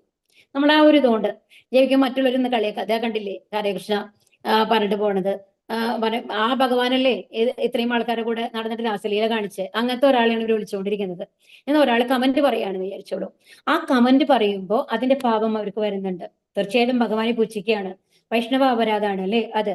പക്ഷെ ആ അപരാധത്തിന് വഴിവെച്ചത് ആരാണ്? നമ്മളാണ് അവരോട് അവർ കേൾക്കലേ അല്ലെങ്കിൽ അവരെ പ്രകോപിപ്പിക്കുന്ന രീതിയിൽ നമ്മൾ ഇതേമാതിരി സംസാരിക്കുകയോ പ്രവർത്തിക്കുകയോ ചെയ്തിട്ടുള്ളത്. അപ്പൊ അതുകൊണ്ട് അവർക്ക് പാപം ഉണ്ടാക്കുന്ന രീതിയിൽ അതിന് നമ്മൾ കാരണമായി തീരണമാരിയാവും അല്ലെ. അതുകൊണ്ടാണ് ഇതിനോട് ഒട്ടും താല്പര്യമില്ലാത്ത ആൾക്കാരോട് ഉപദേശിക്കരുത് എന്ന് പറയുന്നത്. കുറച്ചെങ്കിലും ഭഗവാനെ കുറിച്ച് അറിയണം എന്നുള്ള ആൾക്കാരോടാണ് ഇത് പറയേണ്ടത്. പക്ഷേ നമ്മൾ എന്താ പറയുന്നത്? ഇത് ഭഗവാൻ നമ്മളോട് പറഞ്ഞതാണ്. പക്ഷെ ഭഗവാന്റെ ഭക്തന്മാർ എങ്ങനെയാണത്രേ? ഭഗവാന്റെ ഭക്തന്മാർ എങ്ങനെയാണെന്നുണ്ടെങ്കിൽ, എന്നാലും വേണ്ടില്ല, എനിക്ക് പാപം വന്നാലും വേണ്ടില്ല, ഞാൻ കഷ്ടപ്പെട്ടാലും വേണ്ടില്ല, ഇവിടുത്തെ ആൾക്കാരെ കൃഷ്ണബോധം കൊണ്ടുവരണം. അങ്ങനെയാണ് പ്രഭുപാദ. ഒന്ന് ആലോചിച്ച് നോക്കൂ. അത് 70-ാം വയസ്സിൽ പോയിട്ട് കഞ്ചാവും എന്താ പറയാ മദ്യവും അതിനൊക്കെ അടിമകളായിട്ടുള്ള ആൾക്കാരുടെ അടുത്ത് പോയിട്ടാണ് എന്താണ് ഭഗവാനെ കുറിച്ച് പറഞ്ഞ് ഹരേ കൃഷ്ണ മന്ത്രം ജപിച്ച് അവരെ കൊണ്ടുവന്നത്. അപ്പൊ അവരുടെ അവസ്ഥ നരകത്തിൽ പോകുമ്പോ സ്വർഗത്തിൽ പോകുമ്പോ ഒന്നും അവർ നോക്കുന്നില്ല. ആകെ ലക്ഷ്യം എന്താണ്? ബാക്കിയുള്ളവരെ ഭഗവാന്റെ അടുത്ത് എത്തിക്കണം എന്നാണ്. അപ്പൊ അതാണ് ഭഗവാനേക്കാളിലും കാരുണ്യമുള്ളവരാണ് ഭഗവാന്റെ ഭക്തന്മാര് എന്ന് പറയുന്നത്. മയി സർവാണി കർമാണി സന്യസ്യാധ്യാത്മ തേജസ നിരാശിർ നിർമ്മമോ ഭൂത്വ യുദ്ധ്യസ്വാവികതച്വരക. അതുകൊണ്ട് അല്ലയോ അർജുന, നിന്റെ കർമ്മങ്ങളെല്ലാം എനിക്ക് അർപ്പിച്ചുകൊണ്ട് എന്നെക്കുറിച്ചുള്ള പൂർണ്ണജ്ഞാനത്തോടെ ലാഭേച്ഛയോ ഉടമസ്ഥാവകാശ ബോധമോ അലസതയോ കൂടാതെ യുദ്ധം ചെയ്യൂ. അപ്പോ ഇതൊരു ക്വസ്റ്റ്യൻ ആണ് കേട്ടോ. നിങ്ങളുടെ ഭഗവത്ഗീത 3:30 എന്താണ് പറയുന്നത്? ഭഗവാൻ എന്താ പറയുന്നത്? എന്ത് ചെയ്യണം? എല്ലാം ഭഗവാനിൽ, എല്ലാ കർമ്മങ്ങളും ഭഗവാനിൽ സമർപ്പിച്ച് ചെയ്യുക. എന്നിട്ട് ഭഗവാനെ കുറിച്ച് പൂർണ്ണമായും അറിഞ്ഞുകൊണ്ട് എന്താണ്, എനിക്ക് എന്തെങ്കിലും പ്രോഫിറ്റ് ഉണ്ടാവണം, ലാഭം ഉണ്ടാവണം, എന്തെങ്കിലും എനിക്ക് കിട്ടണം എന്നുള്ള മോഹമില്ലാണ്ട്, ഉടമസ്ഥാവകാശം ഇല്ലാണ്ട്. നമ്മൾ പലതവണ പറഞ്ഞിട്ടുണ്ട് അല്ലെ, നമ്മളുടെ എല്ലാം ഒന്നും, നമ്മുടെ അല്ലാത്ത ഒന്നിനും നമ്മൾ അവകാശപ്പെടാൻ പാടില്ല, എല്ലാം ഭഗവാന്റെയാണ്. അപ്പൊ ആ ഉടമസ്ഥാവകാശ ബോധം ഇല്ലാണ്ട്, അലസതയില്ലാണ്ട് യുദ്ധം ചെയ്യൂ എന്നാണ് പറയുന്നത്. തന്റെ കർത്തവ്യം നിറവേറ്റാൻ വേണ്ടി ഒരാൾ തികഞ്ഞ കൃഷ്ണാവബോധത്തോടെ ഇരിക്കണം എന്ന് ഭഗവാൻ നിർദ്ദേശിക്കുന്നു. കൃഷ്ണനെ ആശ്രയിച്ചുകൊണ്ട് തന്നെ ചുമതലകൾ നിറവേറ്റണം. ജീവാത്മാവിന്റെ മൂലസ്വരൂപമാണ് ഈ ആശ്രിതത്വം. ഒരു സൈന്യാധിപൻ എന്ന പോലെ ശ്രീകൃഷ്ണൻ അർജുനനോട് യുദ്ധം ചെയ്യാൻ ആജ്ഞാപിക്കുകയാണ്. ഭഗവാന്റെ പ്രീതിക്കായി ഒരാൾ എല്ലാം ത്യജിക്കണം. അപ്പൊ എന്താ പറയുന്നത്? ഇപ്പൊ അർജുനന്റെ ആഗ്രഹം എന്താണ്? യുദ്ധം ചെയ്യണ്ട, അവരെ കൊല്ലണ്ട എന്നാണ്. എന്നാൽ അർജുനൻ അവനോട് ഭഗവാൻ എന്താ പറയുന്നത്? എനിക്ക് വേണ്ടി നീ യുദ്ധം ചെയ്യൂ അർജുന എന്ന് പറയാണ്. എല്ലാ ജീവാത്മാക്കളുടെയും ആത്മാവാണ് ഭഗവാൻ. സ്വാർത്ഥ താല്പര്യമില്ലാതെ പൂർണ്ണമായും പരമാത്മാവിനെ ആശ്രയിച്ച് ജീവിക്കുന്ന ആൾ അഥവാ കൃഷ്ണാവബോധം സിദ്ധിച്ചവൻ അധ്യാത്മചേതസ് എന്നറിയപ്പെടുന്നു. അങ്ങനെ നമ്മൾ ഭഗവാനെ അറിഞ്ഞുകൊണ്ട് നമ്മുടെ മനസ്സെല്ലാം ശുദ്ധീകരിക്കുന്ന ആ അവസ്ഥയുണ്ടല്ലോ, ആ അവസ്ഥയിൽ ഭഗവാനെ നമ്മൾ നേരിട്ട് കാണാൻ പറ്റും അല്ലെ, ആ ചതുർബാഹു രൂപത്തില്. ആ അവസ്ഥയിലെത്തിയ ഒരാളെ എന്തെന്ന് പറയാം? അധ്യാത്മചേതസ് എന്ന് പറയണു എന്നാണ് പറയുന്നത്. ഏമേ മതമിതം നിത്യം അനുതിഷ്ഠന്തി മാനവാഹ ശ്രദ്ധാവന്തോ അനുസൂയന്തോ മുച്യന്തേ തേഭി കർമ്മഭി. എന്റെ ആജ്ഞാനുസരണം സ്വകർമ്മങ്ങൾ നിർവഹിക്കുകയും അസൂയ കൂടാതെ വിശ്വാസപൂർവ്വം ഈ ഉപദേശങ്ങൾ അനുസരിക്കുകയും ചെയ്യുന്നവൻ കർമ്മഫലങ്ങളുടെ കുടുക്കിൽ നിന്ന് മോചനം നേടുന്നു. അപ്പൊ ആരാണ് കർമ്മഫലങ്ങളുടെ കുടുക്കിൽ നിന്ന് മോചനം നേടേണ്ടത്? ഭഗവാന്റെ ആജ്ഞയ്ക്ക് അനുസരിച്ച് അവനോന്റെ കർമ്മങ്ങൾ, അതായത് ഇവിടെ സ്വകർമ്മങ്ങൾ നിർവഹിക്കുക എന്ന് പറയുന്നുണ്ട്. അതായത് ഇപ്പൊ നമ്മൾ 4 തരത്തിലുള്ള അത് പറഞ്ഞു അല്ലെ, ബ്രാഹ്മണൻ, ക്ഷത്രിയൻ, വൈശ്യൻ, ശൂദ്രൻ എന്നുള്ളത്. അപ്പൊ ഇത് എന്തുകൊണ്ടാണ് അർജുനനോട് പറയണത്? എങ്ങനെ അവനവന്റെ കർമ്മങ്ങളാണ് നിർവഹിക്കേണ്ടത്. അപ്പൊ അർജുനൻ എന്താണ് ഉദ്ദേശിച്ചത്? യുദ്ധം ഉപേക്ഷിച്ചുകൊണ്ട് സന്യാസം സ്വീകരിക്കുക എന്നുള്ളതാണ്. ഭഗവാന് തപസ് ചെയ്തുകൊണ്ടിരിക്കാൻ പോവാണ്. അപ്പൊ അവിടെ എന്താ ചെയ്യുന്നത്? ക്ഷത്രിയൻ എന്നുള്ള ലെവലില് അർജുനന്റെ കർമ്മം എന്ന് പറയുന്നത് യുദ്ധം ചെയ്യലാണ് അല്ലെ. പക്ഷെ അത് ഉപേക്ഷിച്ചിട്ട്, എല്ലാം ഉപേക്ഷിച്ച് വിരക്തിയോട് കൂടിയിട്ട് ഭിക്ഷ യാചിച്ച് ജീവിക്കാം എന്നാണ് അർജുനൻ പറയുന്നത്. അത് ശരിക്കും ആര് ചെയ്യുന്ന കർമ്മമാണ്? ഹരേ കൃഷ്ണ. ആരാണ് ഭിക്ഷ യാചിച്ച് ജീവിക്കുക? ഹരേ കൃഷ്ണ. ആരാണ്? സന്യാസിമാര്, അതായത് ബ്രാഹ്മണരാണ് അല്ലെ അന്നത്തെ കാലത്ത്. അപ്പൊ ബ്രാഹ്മണരാണ് പൊതുവെ ഭിക്ഷയാചിച്ച്, ബ്രാഹ്മണരാണ് സ്വത്തൊന്നും സമ്പാദിക്കാണ്ട് മറ്റുള്ളവർക്ക് വേദങ്ങൾ പറഞ്ഞു കൊടുത്തുകൊണ്ട് ഭിക്ഷയാചിച്ച് ജീവിക്കുന്നത്. അപ്പം അർജുനൻ എന്താണ് ചെയ്യാൻ ഉദ്ദേശിക്കുന്നത്? ഒരു ക്ഷത്രിയന്റെ കർമ്മം വിട്ടിട്ട് ആരെ കർമ്മം ചെയ്യാൻ പോവാണ്? ബ്രാഹ്മണന്റെ കർമ്മം ചെയ്യാൻ പോവാണ് അല്ലെ. അപ്പൊ അത് ശരിയല്ല, സ്വധർമ്മമാണ് നിർവഹിക്കേണ്ടത് എന്നാണ് പറയുന്നത്. അപ്പൊ ഇതിന് എക്സെപ്ഷൻ. അപ്പൊ നമ്മൾക്ക് പലപ്പോഴും തോന്നാം, ഇപ്പോ പരശുരാമൻ എന്ന് പറയുന്നത് ബ്രാഹ്മണനാണ്, പക്ഷെ ക്ഷത്രിയന്റെ കർമ്മങ്ങൾ ചെയ്തിരുന്നു അല്ലെ. അതുപോലെ തന്നെ നമ്മൾ കാണും ദ്രോണർ എന്ന് പറയുന്നത് ബ്രാഹ്മണനാണ്, അല്ല സോറി, ദ്രോണർ ബ്രാഹ്മണനാണ്, പക്ഷെ ശസ്ത്രവിദ്യയാണ് പഠിപ്പിച്ചിരുന്നത് അല്ലെ. ഒന്ന് ആലോചിച്ച് നോക്കൂ. അപ്പം അവര് ക്ഷത്രിയന്റെ കർമ്മമാണ് ചെയ്തിരുന്നത് ബ്രാഹ്മണനായിട്ട്. അപ്പൊ അങ്ങനെ ചെയ്യുന്ന അത് എക്സെപ്ഷണൽ കേസസ് ആണ്. അവരൊക്കെ ശുദ്ധ ഭക്തന്മാരെ ലെവൽ എത്തിക്കഴിഞ്ഞു കഴിഞ്ഞാല് അവിടെ ഈ കർമ്മങ്ങളൊന്നുമില്ല, പ്രത്യേകിച്ചുള്ള കർമ്മങ്ങളൊന്നുമില്ല. അവരെന്ത് കർമ്മങ്ങൾ ചെയ്താലും ആർക്ക് വേണ്ടിയിട്ടാണ്? ഭഗവാന് വേണ്ടിയിട്ടാണ്. അപ്പൊ അവരെ കമ്പയർ ചെയ്തിട്ട് നമ്മൾക്ക് പറയാൻ പറ്റില്ല. അപ്പൊ നമ്മളുടെ ഇതനുസരിച്ച് എന്ത് വേണം? നമ്മുടെ അഭിരുചിക്ക് അനുസരിച്ച് കർമ്മം ചെയ്യുക എന്നുള്ളതാണ് ഭഗവാൻ പറയുന്നത്. ഇപ്പൊ നമ്മൾ പ്രത്യേകിച്ച് ഇന്നത്തെ കാലത്ത് നമ്മൾ പഠിക്കേണ്ട ഒരു കാര്യമാണ് അത്. നമ്മളെപ്പോഴും നമ്മുടെ മക്കളെയൊക്കെ ഫോഴ്സ് ചെയ്യാറുണ്ട് അല്ലെ. ഏറ്റവും പ്രൊഫിറ്റ് ആയിട്ടുള്ള ഒരു ജോലി ലഭിക്കണമെങ്കിൽ, കരിയർ ലഭിക്കണമെങ്കിൽ ഏത് തരത്തിലുള്ള വിദ്യാഭ്യാസമാണ് ലഭിക്കേണ്ടത്, അതിന് നമ്മൾ ഫോഴ്സ് ചെയ്യാണ് ചെയ്യുക നമ്മുടെ മക്കളെയൊക്കെ അല്ലേ. നിറയെ പേരുണ്ടാവും, ഒരു എഞ്ചിനീയർ ആവണം, ഒരു ഡോക്ടർ ആവണം, അങ്ങനെയൊക്കെ. ചിലപ്പോൾ ഒരു ഡോക്ടർ ആവാനുള്ള ഒരു അഭിരുചിയും ആ കുട്ടിക്ക് ഉണ്ടാവില്ല. ചിലപ്പോൾ മാത്സിൽ നല്ല താല്പര്യമുള്ള കുട്ടിയായിരിക്കും, എന്നാലും നമ്മൾ എന്ത് ചെയ്യും? ഫോഴ്സ് ചെയ്യുക, അല്ല നീ ഡോക്ടർ ആയാൽ മതി, ഞാൻ ഡോക്ടറാണ്, നിന്റെ അമ്മ ഡോക്ടറാണ്, അല്ലാതെ അച്ഛനും അമ്മയും, അതായത് അങ്ങനത്തെ ഡോക്ടർമാരായിട്ടുള്ള ആൾക്കാർ പറയും നമ്മുടെ ഹോസ്പിറ്റൽ നടത്തണമെങ്കിൽ നമുക്ക് ഒരു ഡോക്ടർ വേണം, നീ ഡോക്ടർ ആയിക്കോ. അങ്ങനെ ഫോഴ്സ് ചെയ്ത് ചെയ്യിപ്പിക്കുക എന്നുള്ളത്. അപ്പൊ അവരെന്താ ചെയ്യണമെന്നുണ്ടെങ്കിൽ അവരുടെ മനസ്സില്, അവരുടെ ഭാവനയില് അവർ ഇഷ്ടപ്പെടുന്ന ഒരു കാര്യമല്ല ചെയ്യുന്നത്, അല്ലേ?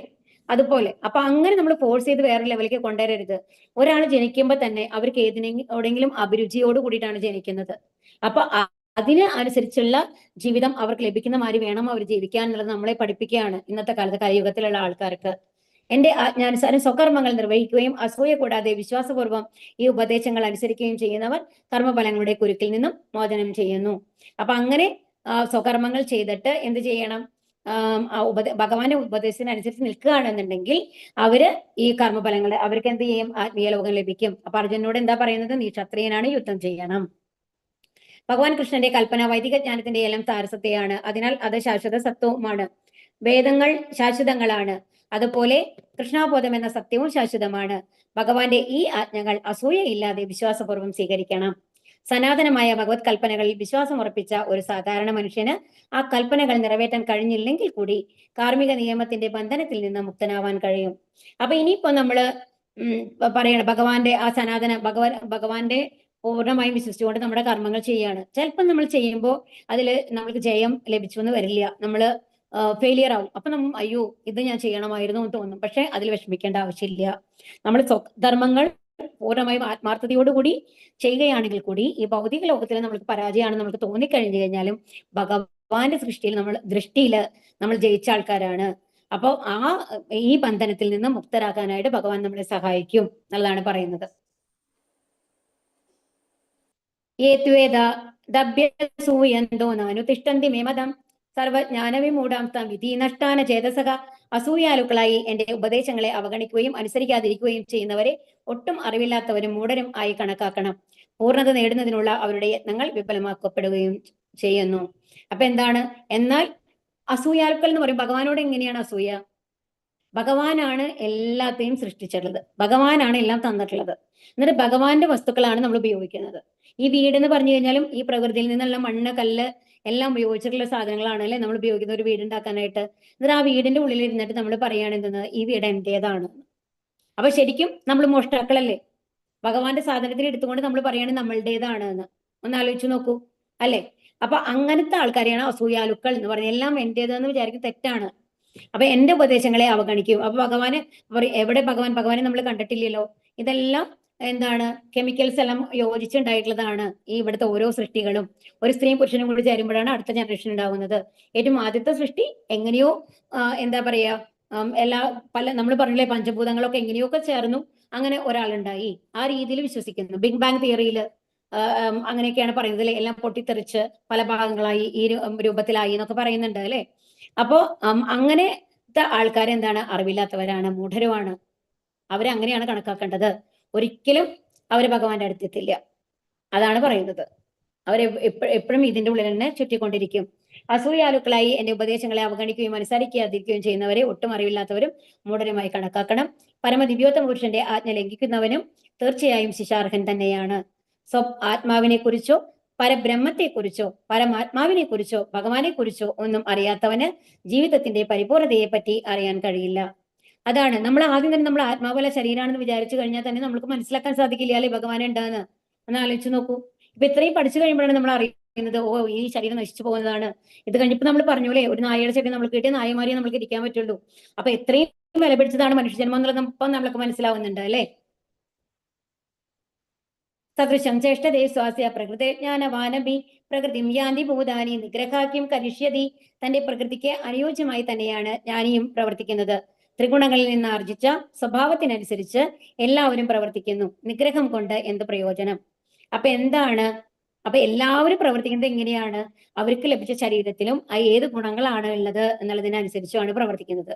അതൊരു അറിവുള്ള ആളായിക്കോട്ടെ അറിവില്ലാത്ത ആളായിക്കോട്ടെ ഈ ഭൗതിക ലോകത്തിലുള്ള എല്ലാവരും പ്രവർത്തിക്കുന്നത് ഈ 3 ഗുണങ്ങൾക്ക് അനുസരിച്ചിട്ടാണ്.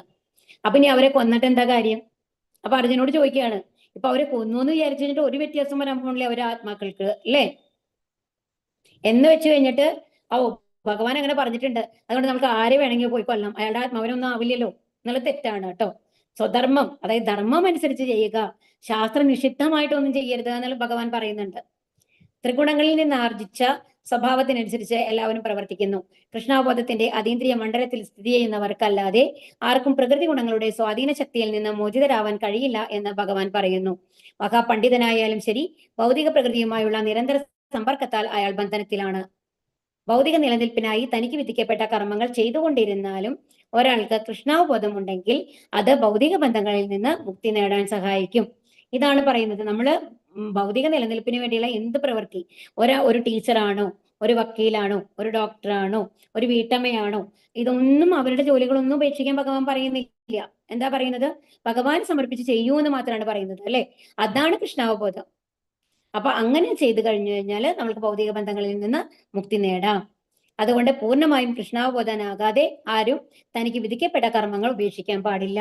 അപ്പൊ ഇതാണ് ആരും നമ്മൾക്ക് വിധിക്കപ്പെട്ട കർമ്മങ്ങൾ ഉപേക്ഷിക്കാൻ പാടില്ല. ഏത് വരയ്ക്കും?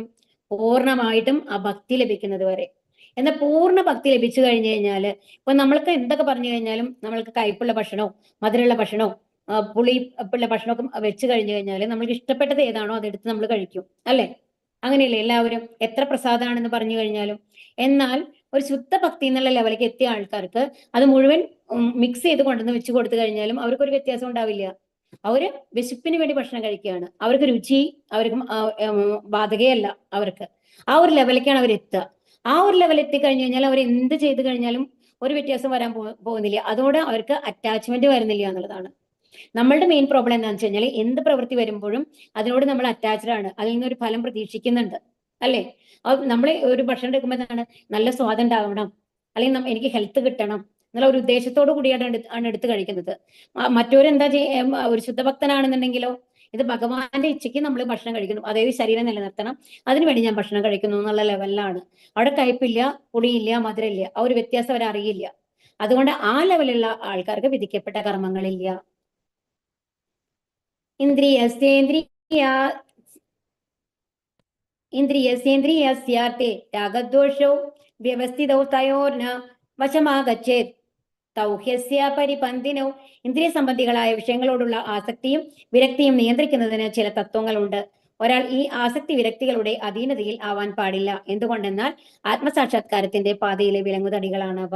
അതാണ് ഓവർ ആയിട്ടുള്ള അറ്റാച്ച്മെന്റ് ഉണ്ടാവാൻ പാടില്ല. ഇപ്പൊ നമ്മൾ ഭാരത മഹാരാജാവിന്റെ കഥ എല്ലാവർക്കും അറിയുന്നതാണ്, വീണ്ടും പറയുന്നില്ല. എന്താണ് വാനപ്രസ്ഥം, അതായത് സന്യാസത്തിന് പോയി, അല്ലെ? വാനപ്രസ്ഥത്തിന് പോയി. എവിടേക്ക്? കാട്ടിലേക്ക് പോയി. അവിടെ ചെന്ന് ഫുൾ ഭഗവാന്റെ മെഡിറ്റേഷൻ ആയിട്ട് ഇരിക്കുന്ന സമയത്താണ് ഈ മാൻകുഞ്ഞിന്റെ തള്ള വന്നു കഴിഞ്ഞിട്ട് ആ ഒരു പൂർണ്ണഗർഭിണിയായിട്ട് ചത്തു വീഴുന്നത്. അപ്പോൾ ആ കുഞ്ഞിനെ എടുത്ത് കൊണ്ടുവന്ന് അതിനെ നോക്കുകയാണ്, അതിനെ വളർത്താൻ ശ്രമിക്കുകയാണ്. അതോടുകൂടി എന്താണ്? ഭഗവത് ചിന്ത പോയി, മാന്റെ സംരക്ഷണ എങ്ങനെ ചെയ്യണം എന്നുള്ള ചിന്തയായി മാറി. അങ്ങനെ വീണ്ടും ജന്മങ്ങൾ എടുക്കേണ്ടി വരികയാണ് ചെയ്യുന്നത്. അപ്പൊ ഇങ്ങനെ ഓവറായിട്ടുള്ള അറ്റാച്ച്മെന്റ് എന്താണ്? ആത്മസാക്ഷാത്കാരത്തിന്റെ പാതയിലെ വിലങ്ങുതടികളാണ് എന്നാണ് ഇവിടെ പറയുന്നത്. അത് നമ്മളെ പിന്നിലേക്ക് കൊണ്ടുവരും. കൃഷ്ണാബോധത്തിലുള്ളവർക്ക് ഭൗതിക ഭോഗങ്ങളിൽ സ്വതവേ ആസക്തി കുറയും. അനിയന്ത്രിതമായ വിഷയ സുഖഭോഗം ഒരാളെ ഭൗതികമായ ബന്ധനത്തിൽ അകപ്പെടുത്തുന്നു. വൈദിക നിബന്ധനകൾ അനുസരിക്കുന്നവരെ ഇന്ദ്രിയ വിഷയങ്ങൾക്ക് കീഴ്പ്പെടുത്താനാവില്ല. കൃഷ്ണാബോധത്തോടെയുള്ള ആസക്തി അഥവാ പ്രേമപൂർവമായ ഭഗവത് സേവനം ഒരാളെ ഏതു വിധത്തിലുള്ള വൈഷയിക പ്രവർത്തനങ്ങളിൽ നിന്ന് മുക്തനാക്കുന്നു. കൃഷ്ണാബോധത്തിന്റെ ഉന്നത തലം പുകലാണ് എല്ലാത്തരം വിഷയവിരക്തിയുടെയും ഉദ്ദേശം. അപ്പൊ ഇവിടെ എന്താ പറയുന്നത്? കൃഷ്ണാബോധത്തിലുള്ള ആൾക്കാർക്ക് അതുകൊണ്ട് തന്നെ നമ്മുടെ ശരീരവുമായി ബന്ധപ്പെട്ട കാര്യങ്ങളോട് ആകർഷണം ഉണ്ടാവില്ല. അതായത് എനിക്ക് കുറെ സ്വത്ത് വേണം, പണം വേണം എന്നുള്ള ആഗ്രഹങ്ങളൊന്നും അവർക്ക് ഉണ്ടാവില്ല. പിന്നെന്താണ്? അതുപോലെ തന്നെ അതായത് ഒരു പുരുഷൻ സ്ത്രീക്കോ ഒരു സ്ത്രീക്ക് പുരുഷനോ അങ്ങനത്തെ ആകർഷണങ്ങളും അവർക്ക് കുറവായിരിക്കും. പിന്നെന്താണ്? വൈദിക നിബന്ധനകൾ അവരെല്ലാവരും വൈദിക നിബന്ധനകൾ പൂർണ്ണമായിട്ടും അനുസരിക്കുന്ന ഒരാളാണെങ്കിൽ ഒരിക്കലും ഇന്ദ്രിയ വിഷയങ്ങൾക്ക് കീഴ്പ്പെടില്ല എന്നാണ് പറയുന്നത്. അപ്പൊ എന്ത് ചെയ്യുന്നു? പ്രേമപൂർവ്വമായിട്ടുള്ള ഭഗവത് സേവനം ചെയ്തു കഴിഞ്ഞാൽ ഈ ഭൗതിക ആഗ്രഹങ്ങളിൽ നിന്ന് മുക്തനായിട്ട് ഭഗവാന്റെ അടുത്തെത്തും. ശ്രേയൻ സ്വധർമ്മോ വിഗുണ പരധർമ്മ സ്വനുഷ്ഠിത സ്വധർമാനിധനം ശ്രേയ പരധർമ്മോ ഭയാവഹ. തെറ്റോടുകൂടിയാണെങ്കിൽ പോലും തനിക്ക് വിധിക്കപ്പെട്ടിട്ടുള്ള ചുമതലകൾ നിറവേറ്റുകയാണ് അന്യരുടെ കർത്തവ്യങ്ങൾ ഭംഗിയായി നിർവഹിക്കുന്നതിനേക്കാൾ നല്ലത്.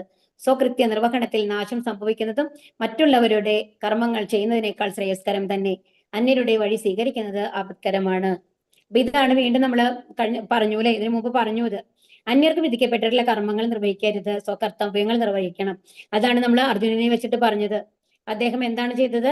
ബ്രാഹ്മണനാവാൻ നോക്കി. പക്ഷെ എന്താണ് ക്ഷത്രിയന്റെ കർത്തവ്യങ്ങൾ ചെയ്യണം എന്നാണ് അപ്പോ അർജുനനോട് ആര് പറഞ്ഞത്? ഭഗവാൻ പറഞ്ഞത്. കൃഷ്ണന്റെ അതീന്ദ്രിയ സേവനത്തിനായി ആത്മീയ ഗുരു നിർദ്ദേശിക്കുന്നവയാണ് ആധ്യാത്മിക കർമ്മങ്ങൾ. ആധികാരികമായ നിർദ്ദേശത്തെ അനുസരിക്കുകയാണ് എപ്പോഴും കർമ്മം ചെയ്യുന്ന ആൾക്ക് നല്ലത്. അപ്പൊ ഭഗവാൻ എന്താണോ നമ്മളോട് ചെയ്യാൻ പറഞ്ഞിട്ടുള്ളത് ആ കർമ്മങ്ങൾ നമ്മൾ ചെയ്യുക. അതാണ് ഇവിടെ പറയുന്നത്. ഭൗതികമായ പ്രകൃതി ഗുണങ്ങളുടെ മോഹവലയത്തിൽ ആയിരിക്കുമ്പോൾ പരിതസ്ഥിതിക്ക് അനുസരിച്ച് വിധിക്കപ്പെട്ട കർമ്മങ്ങൾ നാം ഓരോരുത്തരും അനുസരിക്കണം. ഇപ്പൊ ശരിക്കും പറഞ്ഞാൽ അർജുനന് താല്പര്യമില്ല മറ്റുള്ളവരെ കൊല്ലാനായിട്ട്, അല്ലെ? പക്ഷെ എന്നാലും എന്താണ് ഭഗവാന്റെ ഇച്ഛ? എന്താണ്? ധർമ്മയുദ്ധമാണ്.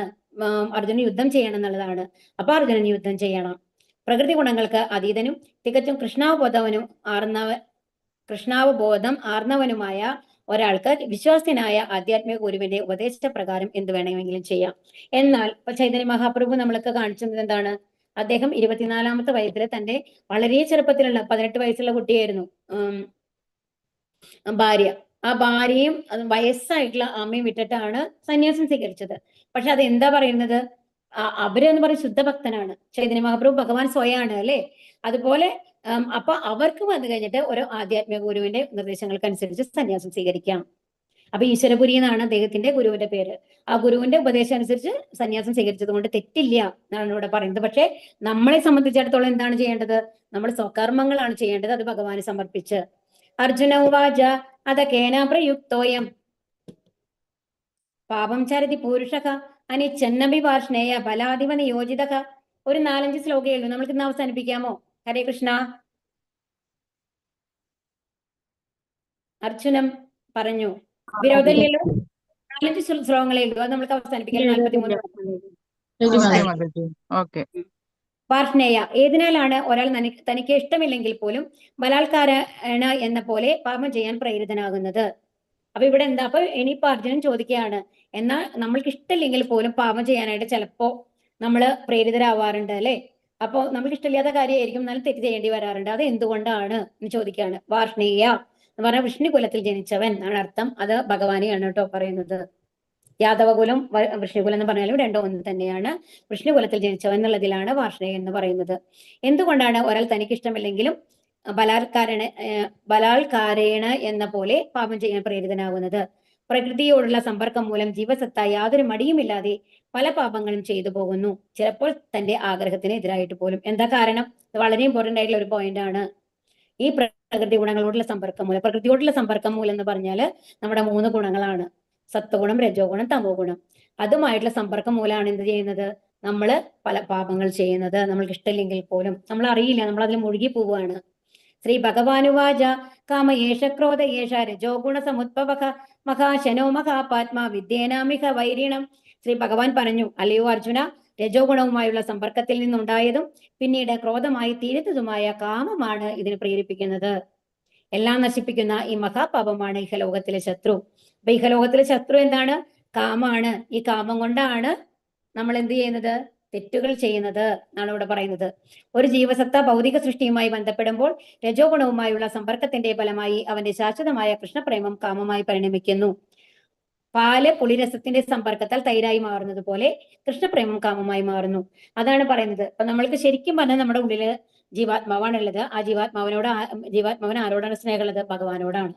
പക്ഷെ ഈ 3 പ്രകൃതി ഗുണങ്ങൾ നമ്മളെ ബാധിക്കുമ്പോൾ അത് ഭൗതിക ആഗ്രഹങ്ങളായിട്ട് മാറുകയാണ്. എന്റേതാണെല്ലാം, എനിക്കത് വേണം, എനിക്കിത് വേണം, അത് സാധിക്കണം എന്നുള്ള ആഗ്രഹങ്ങൾ നമ്മൾക്ക് വരികയാണ്.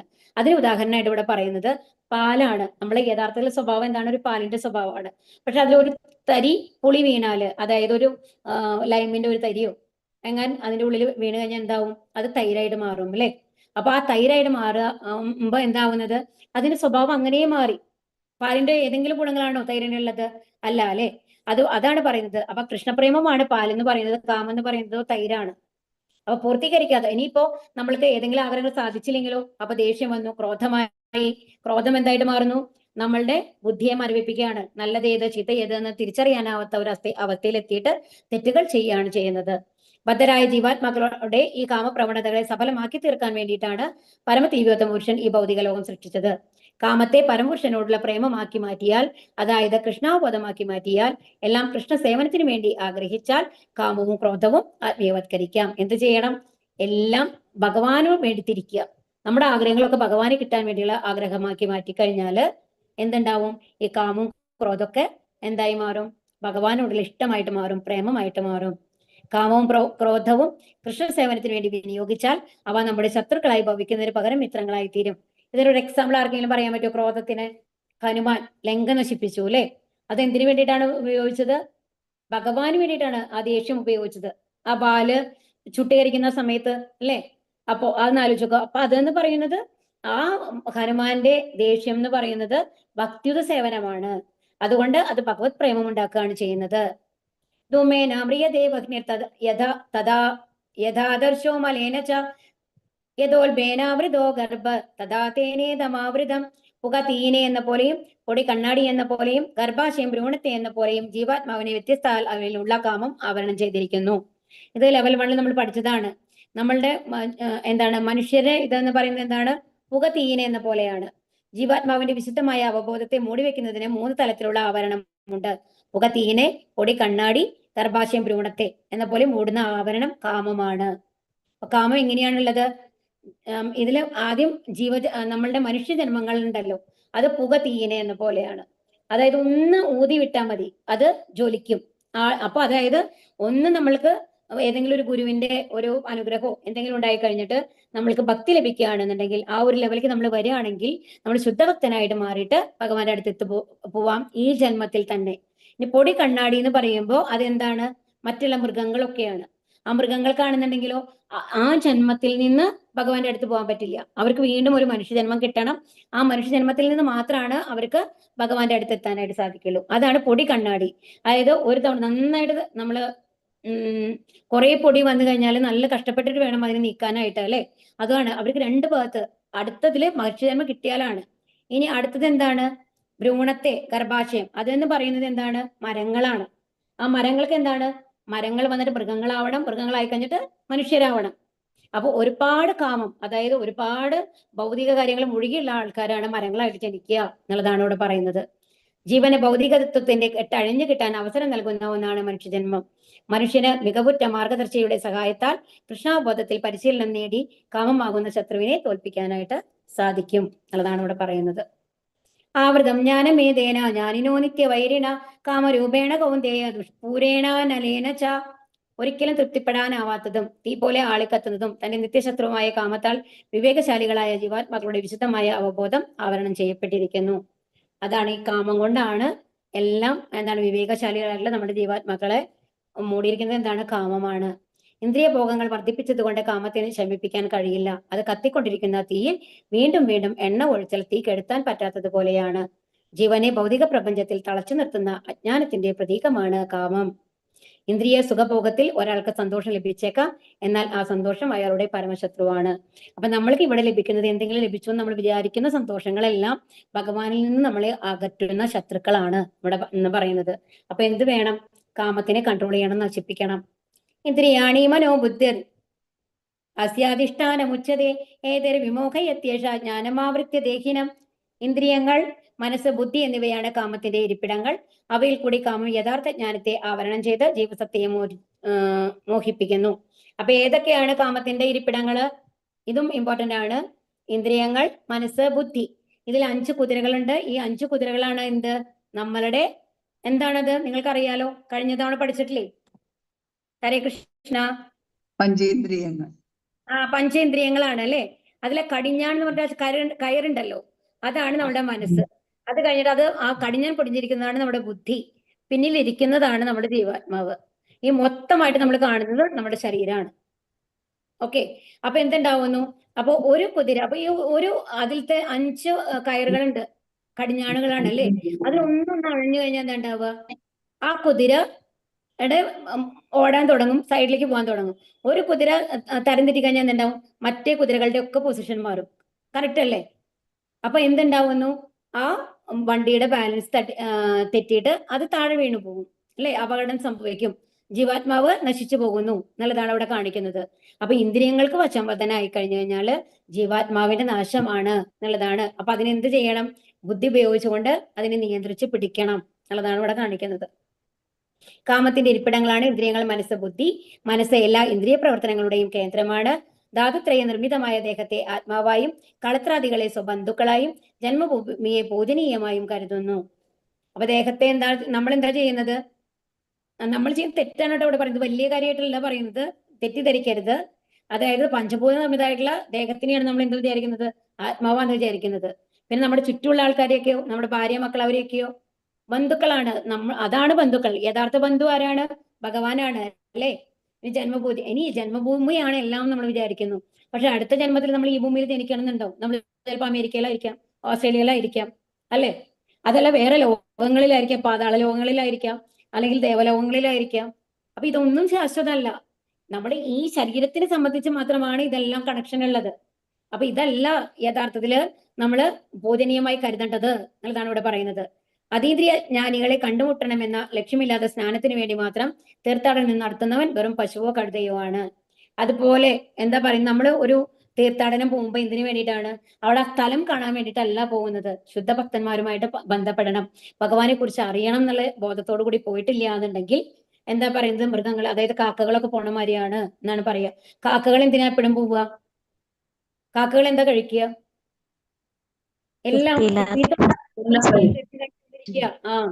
അപ്പൊ അങ്ങനത്തെ ആ വേസ്റ്റ് ആണ് അല്ലേ? അതുപോലെ വേസ്റ്റ് ആവും നമ്മുടെ ഈ വില പിടിച്ച മനുഷ്യജന്മം എന്നാണ് പറയുന്നത്. തസ്മാത്വാമിന്ദ്രിയാണ്യതോ നിയമ്യ പരദർശപ പാപ്മാനം പ്രജഹീഹ്യേനം ജ്ഞാനവിജ്ഞാനനാശനം. അതുകൊണ്ട് പരദർശപ എന്ത് ചെയ്യണം? ആദ്യമായി തന്നെ ഇന്ദ്രിയങ്ങളെ നിയന്ത്രിക്കണം. പാപമുദ്രയായ കാമത്തെ മുരടിപ്പിക്കണം. ജ്ഞാനത്തെയും ആത്മസാക്ഷാത്കാരത്തെയും ഇല്ലാതാക്കുന്ന ഈ കാമത്തെ നശിപ്പിക്കുക. അപ്പൊ നമ്മുടെ മെയിൻ ടാസ്ക് എന്താണ്? കാമത്തെ നശിപ്പിക്കണം, അല്ലേ? എന്താണ്? അപ്പൊ എന്ത് ചെയ്യണം? ആരംഭത്തിൽ തന്നെ ഇന്ദ്രിയങ്ങളെ നിയന്ത്രിച്ചുകൊണ്ട് ആത്മസാക്ഷാത്കാരത്തിന്റെ ത്വരയെയും വിജ്ഞാനത്തെയും നശിപ്പിക്കുന്ന ഈ മഹാപാപിയായ കാമമാകുന്ന ശത്രുവിനെ നിർവീര്യനാക്കാൻ കഴിയും എന്ന ഭഗവാൻ ഉപദേശിക്കുന്നു. അപ്പൊ ഇന്ദ്രിയങ്ങളെ നിയന്ത്രിക്കുക, അതിന് ആദ്യത്തെ പടിയാണ് ഇന്ദ്രിയങ്ങളെ നിയന്ത്രിക്കുക എന്നുള്ളത്. പക്ഷെ നമ്മൾക്ക് ഇന്ദ്രിയങ്ങളെ നിയന്ത്രിക്കാൻ കഷ്ടമാണ്, കാരണം അത് ഭഗവാന്റെ ശക്തിയാണ്. അപ്പൊ എന്ത് ചെയ്യണം?